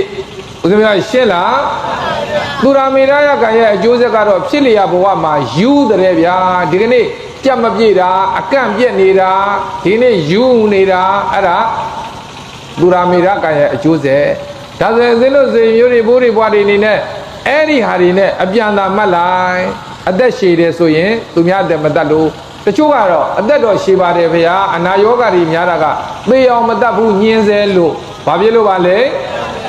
သေအောင်မတတ်လို့သေအောင်တော့မတတ်ဘူးညင်းဆဲလို့ညင်းဆဲတယ်ဆိုတာတို့ဆွေမျိုးတွေဘိုးတွေဘွားတွေရိုက်မှပုတ်မှခုံမှထင်းမှညင်းဆဲတာမဟုတ်ဘူးရုပ်ကိုညင်းဆဲတာနဲ့စိတ်ကိုညင်းဆဲတာလို့2မျိုးရှိတယ်ဘယ်နှမျိုးရှိတော့ရုပ်ကိုညင်းဆဲတယ်ဆိုတာဓာတ်တွေဒုတ်တွေနဲ့ရိုက်ကြခုတ်ကြထိုးကြနှက်ကြတာပေါ့စိတ်ကိုညင်းဆဲတယ်ဆိုတာမခံသာအောင်ပြောတာရှင်းလားမခံသာအောင်ပြောတာဟာမင်းမေကဘာမှကြီးဟာမင်းမေကဘာလှုပ်ရှားနေတာမကောင်းတာဘာမင်းဖေကဘာညာမခံသာအောင်ပြောတဲ့စကားလုံးတွေကစိတ်ကိုနှိမ့်ဆက်နေတာပဲအဲကြောင့်သင်တို့စေပြီးတော့အဲ့ဒါလို့စိတ်နှိမ့်ဆက်တဲ့ပုံကိုယ်တွေယုံနှိမ့်ဆက်တဲ့ပုံကိုယ်တွေအနာယောဂများတယ်ဗျာစိတ်နှိမ့်ဆက်ရင်ဘာယောဂတွေဖြစ်တာတော့ဖေရဆိုတော့စိတ်ယောဂတွေဖြစ်တာပေါ့ စိတ်ဆင်းရဲစရာတွေကြုံရတာပေါ့ဦးဇင်းပြောရှင်းလားဒါကြောင့်ဗုဒ္ဓကလောကကြီးထဲမှာအကြောင်းကင်းပြီးဖြစ်တဲ့အကျိုးတရားရဲ့လို့ရှိသလားမရှိဘူးဒါကြောင့်ဖြစ်လာတဲ့အကျိုးတရားမှန်သမျှအကြောင်းကြောင့်ဖြစ်လာတာဘာကြောင့်ဖြစ်လာတော့ဒါဆိုရင်တို့တွေဗုဒ္ဓဘာသာဝင်တွေပြီးသာသနာတော်ကြီးနဲ့တွေ့တော့မှအကြောင်းအကျိုးလေးတွေကိုနားလည်ဖို့တော့မလိုဘူးလားဒါကြောင့်မလို့ဒါဖြစ်တာဟေးဒါမလို့ရင်ဒါမဖြစ်ဘူးနားလည်အောင်ဥပမာစကားပြောပြမယ်တို့ဆိုရင်မျိုးတွေဘိုးတွေဘွားတွေကအခုအိမ်တော်ပြုတ်တဲ့အကြောင်းကိုမလုပ်ဘူးလားအိမ်တော်ပြုတ်တဲ့အကြောင်းကိုလုံးမိတဲ့အတွက်လင်ဆိုးတဲ့ဓာတ်တွေမခံရဘူးလားအမျိုးသားတွေကြတော့လည်းမယားဆိုးတဲ့ဓာတ်မခံရဘူးလားသာသမီတွေဆိုးတဲ့ဓာတ်တွေမခံရဘူးလားတကရောက်ခမတွေရောက်ဖတွေခေမတွေနဲ့တကွမွေးချင်းဆွေမျိုးတွေဆိုးတဲ့ဓာတ်လည်းမခံရဘူးလားအဲ့ဒါအိမ်တော်ပြုတ်တဲ့အကြောင်းကြောင့်လေအိမ်တော်ပြုတ်တဲ့အကြောင်းကိုသာမလုပ်ရင်အဲ့ဒီအကျိုးတွေခံရပါမလားဦးဇင်းပြောရှင်းလားဒါကဦးဇင်းပြောချင်တာကဝိပဿနာဓမ္မနဲ့မနီးစပ်တဲ့ညီငယ်ညမငယ်တွေနားလည်စေခြင်းလို့အကြောင်းလုပ်ရင်အကျိုးခံရမယ်အကြောင်းမလုပ်ရင်အကျိုးမခံရဘူးအိမ်တော်ပြုတ်တဲ့အကြောင်းကြောင့်လင်ဆိုးတဲ့အကျိုးမယားဆိုးတဲ့အကျိုးသားဆိုးတဲ့အကျိုးသမီးဆိုးတဲ့အကျိုးခံရတယ်ရှင်းလားဒါဆိုရင်ဦးဇင်းတို့ဆိုရင်မျိုးတွေအကြောင်းကြောင့်အကျိုးတရားတွေဖြစ်လာတယ်ဆိုတာမသေးကြဘူးလားဒါဆိုရင်လောကကြီးကိုအုပ်ချုပ်နေတာအကြောင်းနဲ့အကျိုးလို့မှတ်ထားဗျာလောကကြီးကိုအုပ်ချုပ်နေတာဘာတွေတော့ဒါဆိုရင်ဦးဇင်းတို့ဆိုရင်မျိုးတွေကလောကကြီးကိုအကြောင်းနဲ့အကျိုးအုပ်ချုပ်တယ်လို့မသိတဲ့အခါကျတော့ကောင်းတာလေးကြီးပဲလိုချင်တာဘာတွေကြီးပဲလိုချင်တာတော့စိုးတာကြလိုချင်သလားဒါပေမဲ့အကြောင်းကြတော့ကောင်းအောင်လုပ်သလားအကြောင်းကောင်းမှာအကြောင်းမကောင်းရင်ဒါကြောင့်မလို့အကောင်းအဆိုးဆိုတာအကြောင်းအကျိုးရဲ့လက်အောက်ခံအကောင်းအဆိုးဆိုတာအဲ့ဒါလို့သိတယ်ဟဲ့ဆိုရင်တို့ကောင်းတဲ့အကျိုးကိုလိုချင်ရင်ကောင်းတဲ့အကြောင်းကိုလုပ်ပေါ့ရှင်းလားစဘာတွေနဲ့ပြောမယ်ဟဲ့ဆိုရင်ဟောမနောဒုက္ခဆိုင်မနောဒုက္ခပဲရမှာပေါ့အမထဆိုင်အမထပဲရမှာပေါ့ဘုရားရှင်းလားကောင်းတဲ့မျိုးဆိုင်မှာကောင်းတဲ့မျိုးရမှာပေါ့မကောင်းတဲ့မျိုးဆိုင်ပြီးတော့ကောင်းတဲ့မျိုးလိုချင်လို့ရမလားအဲ့ဒါကြောင့်ဗုဒ္ဓကလောကကြီးထဲမှာအကြောင်းကင်းပြီးဖြစ်တဲ့အကျိုးတရားရဲ့လို့တစ်စက်မှမရှိဘူးလို့ဟောကြားထားတာဖြစ်တဲ့အတွက်တို့တွေလူဘဝလာတော့သာသနာနဲ့တွေ့တော့ရက်ကောင်းရွာကောင်းနေရာကောင်းဒေသကောင်းမှာနေရတော့အသက်ကလည်းရှင်တော့ကျမ်းမာရေးကလည်းကောင်းတော့မိကောင်းဖာကောင်းဆရာသမားကောင်းတွေနဲ့လည်းစုံတုံးမှာဒါလေးတွေသိဖို့မလိုဘူးလားလိုပါရဲ့ဗျာအဲ့ဒါလို့အကြောင်းတွေစုံဖို့ဆိုတာလွယ်သလားလွယ်ပါဘူးဗျာတချို့ရက်ဒီမှာကြည်စမ်းရက်မကောင်းတဲ့ခါကျတော့တရားပွဲလည်းလုံးမရစခန်းပွဲလည်းလုံးမရဦးဇင်းတို့မျိုးတွေဘိုးတွေဘွားတွေကိုတွေ့ပြောပြအောင်မယ်ပြီးခဲ့တဲ့ဝါရွန်းတော်ဦးဇင်းတို့တွေငင်းချန်တောင်းတာကိုတရားစခန်းသွားတာငင်းချန်တောင်းတာမြို့ပေါ်ပတ်ဝန်းကျင်မှာဦးဇင်းတရားစခန်းတွေအများကြီးတရားစခန်းသွားတာငါသည်မုတ်ချသေးရမည်ချိန်ပိုင်းကလိုတော့သည်မနဲ့လဲអော်တယ်နေ့လဲអော်တယ်ညနေလဲអော်တယ်ယောဂီတွေလည်းများတယ်150လောက်ရှိတယ်မြို့ပေါ်မှာတရားစခန်း2ရက်လောက်လည်းပြည့်ရောဟာဦးဇင်းတို့ဓမ္မယုံကြီးကမုတ်ကုတ်ရိပ်သာစခန်းကြီးကဒီနားမှာဟို2လမ်းကျော်လောက်မှာပြစ်ကြတာဒုံပန်းအုံတိုင်းနဲ့ငါဒီမုတ်ချသေးရမည်ဆိုတဲ့လူတွေဘုန်းကြီးရောယောဂီတွေရောပြေးတာမှုံလို့ပြောကျင်တဲ့အဓိကတည်းကအဲ့ဒါမဟုတ်ဘူးနိုင်ငံရေးမငြိမ်သက်နေတဲ့အချိန်ကျတော့အဲ့ဒီလုပ်တွေလုပ်လို့ရလားမရဘူးဗျာမရဘူးအဲ့ဒီစခန်းပွဲပြက်ကြော2ရက်ထဲနဲ့ပြန်ပြေးရရောအကုန်လုံးဒါကြောင့်ဦးဇင်းတို့ဆွေမျိုးတွေတို့တွေမှာကြည်စမ်းအဲ့ဒါလိုဒုက္ခတွေရှိလားဒါကြောင့်မလို့ဦးဇင်းတို့ဆွေမျိုးတွေရက်ကောင်းရွာကောင်းဆိုတာအဲ့ဒါကိုပြောတာနေရာကောင်းဒေသကောင်းဆိုတာအဲ့ဒါကိုပြောတာမိကောင်းဖကောင်းဆိုတာအဲ့ဒါတွေကိုပြောတာဗျာဒါကြောင့်ဦးဇင်းတို့ဆွေမျိုးတွေဒီလိုခွင့်ရေးမျိုးဆိုတာတခြားသူတွေရဖို့ဆိုတာလွယ်သလားတို့ရနေတဲ့အခွင့်အရေးမျိုးကိုတခြားသူတွေရတယ်လို့မထင်နဲ့လုံးဝမရဘူးနေပြီးတော့မီးပြတ်တာဘယ်လောက်ကြာပြီတော့တလားပြည့်လားအေးတလားပူပဲထားပါတော့ဗျာဟိုးရင်နေတော့မီးပြတ်သလားပြတ်ဘူးဦးဇင်းတို့တောကြီးတောင်ကြီးထဲမှာနေတာ2019ကတည်းကတိုင်ဦးဇင်းကျောင်းမှာမီးဆွဲထားတာအခုပြက်တာမှအဲ့လပိုင်းပဲရှိသေးတယ်အရင်တော့ကမပြက်လို့ကိုတမင်မိန်ချထားတာတလား4-5-6သိန်းကြနေလို့ဦးဇင်းကရှင်းလားအဲ့ဒါနေပြည်တော်မှာမလို့ဟိုးတခြားရွာတွေကမီးစဆွဲကြတဲ့တိုင်ဘုန်းကြီးတနေ့4နာရီပဲလာတယ်ဆိုတဲ့ရွာတွေအများကြီးမီးစဆွဲကြတဲ့ကတိုင်ဘယ်နှခုနှစ်ကတော့မမေးနဲ့ဦးဇင်းကရှင်းလား ဒါဆိုရင်တို့လိုခွင့်ရသူတို့မရဘူးဆိုတာမသေးကြဘူးလားဒါကြောင့်ဦးဇင်းတို့ဇင်မျိုးတွေတို့တွေရသူတကာတွေတဲ့ထူးခြားတဲ့အခွင့်အရေးတွေအများအပြားရထားတာဖြစ်တဲ့အတွက်သူတကာတွေတဲ့ပို့ပြီးတော့အကျိုးများအောင်လုပ်ဖို့မလိုဘူးလားဒါကြောင့်ဦးဇင်းတို့တွေစူးစမ်းပြီးပြောပြပေးနေတာအခုပယ်ပိတ်စေတတ်တဲ့ကုသိုလ်9မျိုးထဲမှာရေတွင်းရေကန်ရေချမ်းစဉ်အလှကလည်းတစ်ခုပါတယ်ဆိုတာသိရင်တို့ဆွေတွေမျိုးတွေအနေနဲ့ရေကိုကြီးကြီးပြူပြူလူနိုင်အောင်စူးစမ်းရှင်းလားအေးနောက်တစ်ခုကတော့ကျောင်းအလှပေါ့ဘာအလှပါလဲအေးကျောင်းအလှလွယ်လွယ်မှတ်တာကျောင်းအလှဆိုကျောင်းတစ်မျိုးတည်းမဟုတ်ဘူးဇရက်တွေတစ်စောင်းတွေလည်းပါတယ်ဗျအဲ့ဒီဇရက်တစ်စောင်းကျောင်းအလှကလည်းအပယ်ပိတ်စေတတ်တယ်ကိုလူလိုက်တဲ့ဇရက်တစ်စောင်းကျောင်းမှာသာသနာပြုလုပ်ငန်းတွေဖြစ်တဲ့စာချမယ်စာသင်မယ်တရားဟောမယ်တရားပြမယ်တရားအားထုတ်မယ်ဆိုရင်အဲ့ဒီကုသိုလ်ရှင်တွေကအမြဲတမ်းကုသိုလ်ရနေတာဦးဇင်းကရှင်းလားဒါဆိုရင်အဲ့ဒီကုသိုလ်9မျိုးထဲမှာတို့ဆွေတွေမျိုးတွေဘယ်နှမျိုးလုပ်ပြီးပြီတုံးလို့ကိုမေးကြည့်ကြအောင်သူများသာလိန်လို့ရကိုလိန်လို့ရလားတရဏဂုံ3ပါးရဲ့5ပါးသီလရဲ့စရေးဓမ္မဲရဲ့15ရက်စွမ်းရဲ့ဝါဆိုသင်္ကန်းရဲ့ရေတွင်းရေကန်လူရဲ့ကျောင်းဇရတစ်စောင်းကျောင်းအလှရဲ့ဘယ်နှမျိုးတော့9မျိုးထဲမှာတို့ဘယ်နှမျိုးလုပ်ပြီးပြီတုံးလို့မေးကြည့်ကြအောင်ကိုဘယ်နှမျိုးပဲလုပ်ဘူးတဲ့ဆိုတာကိုယ်တိုင်မသိဘူးလားမစုံရင်စုံအောင်လုပ်ဖို့မလိုဘူးလားဘာဖြစ်လို့တော့ဆိုတော့အပယ်ဘေးစိတ်အေးရအောင်လို့ဘာဖြစ်လို့တော့တို့ကဒီဘဝနဲ့ဒီလူမြေပေါ်မှာထာဝစဉ်နေရမှာဟုတ်လားဒီဘဝဒီခန္ဓာစွန့်ပြီးတော့နောက်ထပ်ဘဝတည်းခန္ဓာတစ်ခုကိုပြောင်းရမှာလားမပြောင်းရဘူးလားအဲ့ဒါလို့ပြောင်းရင်ဒီတဲ့နှိမ့်ရတဲ့ငရဲတိရစ္ဆာန်ပြိတ္တာသူတကယ်အပယ်လေးပုံဘဝတွေကိုလိုချင်သလားမလိုချင်ရင်ခုနပြောခဲ့တဲ့ကုသိုလ်9မျိုးကိုကြိုးကြိုးစားစားပြုဖို့မလိုဘူးလားဘုန်းကြီးပြောတာလွယ်လိုက်တာဗျာတပည့်တော်တို့မှာမနေ့စာမနေ့ညစာညတောင်မနေ့ရှားကြံစားတောက်နေရတာဖယားဦးဇင်းတို့ဆိုမျိုးတွေတရဏဂုံတီအောင်ကြိုးစားရတာငွေကုန်သလား5ပါးသီလလေးလုံအောင်စောင့်ရတာငွေကုန်သလားဘုန်းကြီးပြောတာလွယ်တယ်ဗျာတပည့်တော်တို့မှာလင်းနဲ့မရနဲ့သားနဲ့သမီးနဲ့စီးပွားနဲ့ဖယားနေ့တိုင်းသီလဘယ်လိုလုပ်ယူနိုင်မှာတော့ဖယားဟုတ်ပြီဒါဆိုရင်ဘလောက်မအားပါဘူးအလုံးများတယ်ဆိုတဲ့သူဖြစ်မအိပ်ဖဲနေတဲ့လူပါလားဒါဆိုရင်အိယာဝင်ကနီးလေးမှာ5ပါးသီလယူပြီးအိပ်ရင်မရဘူးလားအိယာထဲမှာ5ပါးသီလတော့မလုံနိုင်ဘူးလားဒီနေ့ကိစကားနဲ့ပြောတော့တမနဲ့လို့ရင်တမနဲ့ခပေါ့တနေကုန်လို့ရင်ဒါဆိုရင်ညင့်တဝက်သီလစောင့်တော့လဲညင့်တဝက်ကုသိုလ်မရဘူးလားကဲအဲ့ဒါလို့နီးနဲ့တစ်လညပေါင်း30ပြန်တွက်လိုက်တော့15ရက်လောက်ဥပုပ်မရဘူးလားဖျားလည်းမသွားရကြောင်းလည်းမတက်ရအလုံတော်ပြက်လာဗျာအဲ့ဒီနည်းနဲ့သီလကိုစူးစမ်းပြီးစောင့်ရှောက်သွားမယ်ဆိုရင်တို့အပယ်ပိတ်စေတတ်တဲ့ကုသိုလ်ကြီးနေ့စဉ်နဲ့မြတို့တဏ္ဍာမှာစီးပူးနေတယ်ဆိုတာမသေးကြဘူးလားပတ်စံကုံမရတာမဟုတ်ဘူးဆိုတာပြောချင်တာရေတွင်းရေကန်ရေချမ်းစဉ်လှူအောင်ငွေကုန်ကြေးကြများသလား15ရက်စွမ်းနေ့စဉ်နဲ့မြသံဃာတော်ရှင်သူမြတ်တွေကိုပိန်တပတ်စွမ်းလေးလှူဒန်းတာအောင်ငွေကုန်ကြေးကြများလားတစွန်းတယောက်မှဗျာကိုစားမဲ့တဲ့ကလျှော့ပြီးတော့စားပြီးလှူလိုက်ပေါ့ဗျာဦးဇင်းပြောရှင်းလားဝါဆိုသင်္ကန်းကြတော့လေတနေ့200 300ပဲစုပြီးလှူမယ်ဆိုမလှူနိုင်ဘူးလားသူများတွေလှူကမှစာရေးကလေးတဲ့9000 6000ထည့်ပြီးတော့မလှူနဲ့ဘယ်တော့မှမလှူနဲ့ဘယ်เจ้าမှမလှူနဲ့ဘယ်မှသွားမလှူနဲ့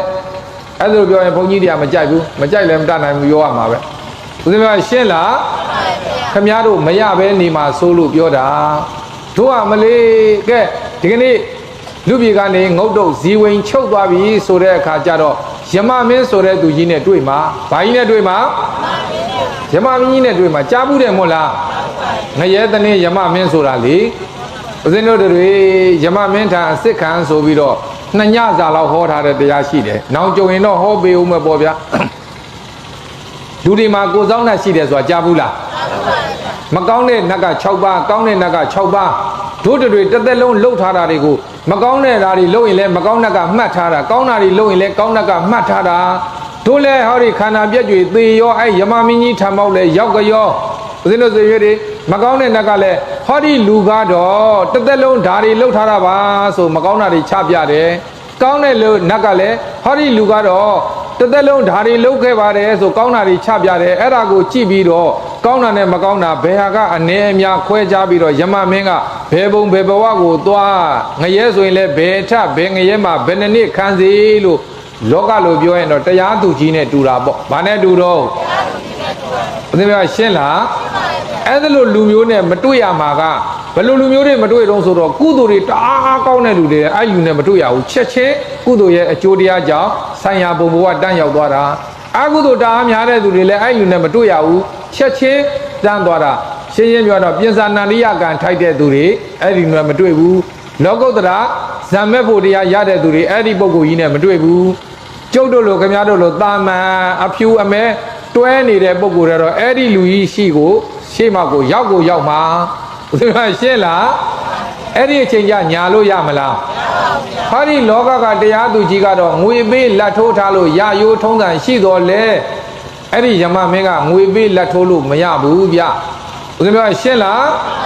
ဒါဆိုရင်အဲ့လိုအချိန်ကာလရောက်လာတဲ့အခါကျတော့ဦးဇင်းတို့ဆွေမျိုးတွေဘိုးတွေဘွားတွေဖေတွေမေတွေမင်းလူပြေဘာလုပ်ခဲ့တော့ဝါသူသင်္ကန်းကတ်ခဲ့ပါတယ်လို့သွားမပြောနဲ့ဒီဘက်ကပုံတဲ့ထဲမှာခမည်းအလှမပါဘူးဘာဖြစ်လို့ဆိုစာအိတ်ကဝါသူသင်္ကန်းအလှမှမဟုတ်တာဟိုကိုစောင်းတက်ကဝါသူသင်္ကန်းအလှလို့ထည့်ထားပါမလားထည့်မထားဘူးဗျခမည်းတော်ကိုစောင်းတက်ကခမည်းတော်ဘယ်တော့မှလိန်လို့မရဘူးသူကအကုန်လိုက်မှတ်ထားတာဦးဇင်းတို့ရှင်းလားဒါကြောင့်ဦးဇင်းတို့ဆွေမျိုးတွေအဲ့ဒီအချိန်ကြကမှကိုစောင်းတက်ကကိုယ့်ဘက်ကတက်သေးမခံဘူးဒါကြောင့်မလို့ဦးဇင်းတို့ဆွေမျိုးတွေကောင်းမှုတစ်ခုပြုတိုင်းကိုစောင်းတအား၎င်းအိမ်စောင်းတအားဝိုင်းစောင်းတရက်ွက်စောင်းတမြို့ရွာစောင်းတသာသနာသောသားငရဲသနေယမမင်းတိုင်းပြည်သနေပြည့်ရှင်မင်းဆိုတာကြားဘူးတယ်မဟုတ်လားအဲ့ဒါတွေကငါတို့တွေဒီကနေ့ဒီကုသိုလ်တွေပြုပါတယ်မင်းတို့တွေလည်းအမျှပေးဝေပါတယ်နောက်တစ်ထိုင်ကြတော့အကြောင်းကြီးငယ်ရှိရင်ဒုကုသိုလ်တွေကိုမင်းသက်သေတီးပေးပါလို့ဒီနေ့ခေတ်လိုပြောရင်တော့အယောင်းဝယ်လုပ်တဲ့အခါသက်သေခေါ်တယ်လို့ပဲရှင်းလားခင်ဗျားတို့အိမ်ရောင်းဝိုင်းရောင်းကားရောင်းတိုက်ရောင်းရာရောင်းလေရောင်းတဲ့အခါသက်သေမထည့်ဘူးလားပြဿနာတစ်စုံတရာတဲ့ရင်ဟာဘသူသက်သေရှိပါတယ်လို့မပြဘူးလားအဲ့ဒါလိုပဲခင်ဗျားတို့ကျုပ်တို့ကုသိုလ်တွေကိုအဲ့ဓာတွေကိုအမြတ်တမ်းပေးဝေတာသက်သေထူထားတာဦးဇင်းများရှင်းလားအဲ့ဒီအချိန်ကြတော့မှကိုကတကယ်လုံးမထားရင်သူကသက်သေလိုက်ပါမလားဒါဆိုရင်ဦးဇင်းတို့ဆွေမျိုးတွေဘိုးတွေဘွားတွေအနေနဲ့ဒီကနေ့အပေပိစေတတ်တဲ့ကုသိုလ်ကဘယ်နှမျိုးတော့9မျိုးဘယ်နှမျိုးတော့အဲ့ဒီ9မျိုးဒုတဏ္ဍမှာပြည့်စုံအောင်ကြိုးစားဖို့မလိုဘူးလားမပြည့်စုံသေးရင်ပြည့်စုံအောင်ကြိုးစားပြည့်စုံပြီးရင်ထပ်ခါကြိုးစားဓမ္မသာလင်တို့တွေတန္တရာခရီးသွားတဲ့အခါအထက်တန်းကြမျက်နှာပန်းလှလှနဲ့ဘယ်တော့မှအောက်တန်းမကြတဲ့ဘဝတွေကနေရမှာမြန်မာနိုင်ငံများချင်းတူတာတောင်ဟောဒီနေပြည်တော်သားတွေကသူများအထက်ကဗျအောက်တန်းမကြဘူးနေစရာကြတော့လေပြည့်စုံသွားစရာလာစရာကြတော့လေကောင်းမွန်စားစရာတောက်စရာကြတော့လေလက်ဆက်ဦးဇင်းတို့ဆွေမျိုးတွေဘိုးတွေဘွားတွေဖေဒီမေတွေဦးဇင်းတို့ရန်ကုန်သွားတယ်ပြောမနေနဲ့4-5ရက်ကြာမှစားရတဲ့အသီးအနှံတွေတော်ကိုဆိုးဝါးတွေကျတော့ဒီမှာတော့ဒီလိုနေရာတွေဆိုရင်အထူးပြောစရာမလိုဘူးစားကနီးမှတော့သွားခူးချက်လို့မရဘူးလားအဲဒါကြောင့်နေပြည်တော်မှာသူများတဲ့နေရေးစားရေးသွားရေးလာရေးဘာမဆိုအကုန်လုံးနံပါတ်1ပြေးနေတာလေဒါဆိုရင်နောင်တန်တရားခန္ဓာတွေကြရင်လေအဲ့ဒါလို့နံပါတ်1ပြေးတဲ့ဘုံဘဝခန္ဓာမျိုးကိုလိုချင်တယ်ဆိုရင်ကြိုးစားဖို့မလိုဘူးလားဦးဇင်းပြောရှင်းလားဒါကြောင့်ဒီကနေ့အပယ်မကြောက်9ယောက်အပယ်ပိတ်စေတတ်တဲ့ကုသိုလ်9မျိုးကိုအပယ်မကြောက်9ယောက်လို့တင်စားပြီးတော့ဒီကနေ့တရားစကားပြောကြားခဲ့တာ9:15တောင်ရှိသွားပြီဖြစ်တဲ့အတွက်ဒီတရားကိုဏိကုံးကပအဆုံးသတ်ကြရအောင်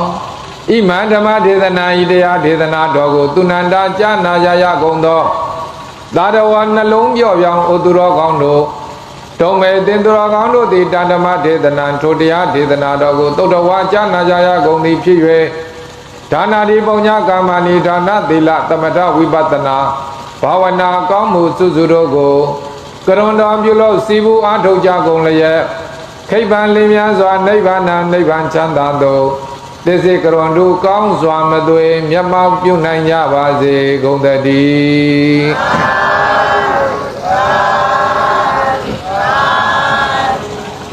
ဦးဇင်းတို့ဆွေမျိုးတွေဘိုးတွေဘွားတွေဝါဆိုသင်္ကန်းအကြောင်းခြေတွင်းရေကန်အကြောင်းဇေယျတစောင်းအကြောင်းကိုအကျေချဲ့ပြီးတော့ပြောမပြနိုင်ခဲ့ဘူးဒါကဦးဇင်းတို့ဆွေမျိုးတွေဘိုးတွေဘွားတွေဖေဒီမေတွေ ရှေ့ကလိုက်နာကျင့်သုံးဖွယ်ရာလေးတွေကိုသာအကျယ်လေးချဲ့ပြီးတော့အကျင့်မကျင့်မကျဲအလေလက်ပြောပြပေးခဲ့တာဒါကြောင့်ဦးဇင်းတို့ဘိုးဘွားညီကိုမောင်နှမတွေဒီကနေ့ညဒီတရားကိုနာဂမှတ်သားပြီးတော့ဘဝမသေးခင်မှာအကျိုးများတိုးပွားအောင်သာကြိုးစားကြဗျာဦးဇင်းတို့ရှင်းပါရဲ့နော်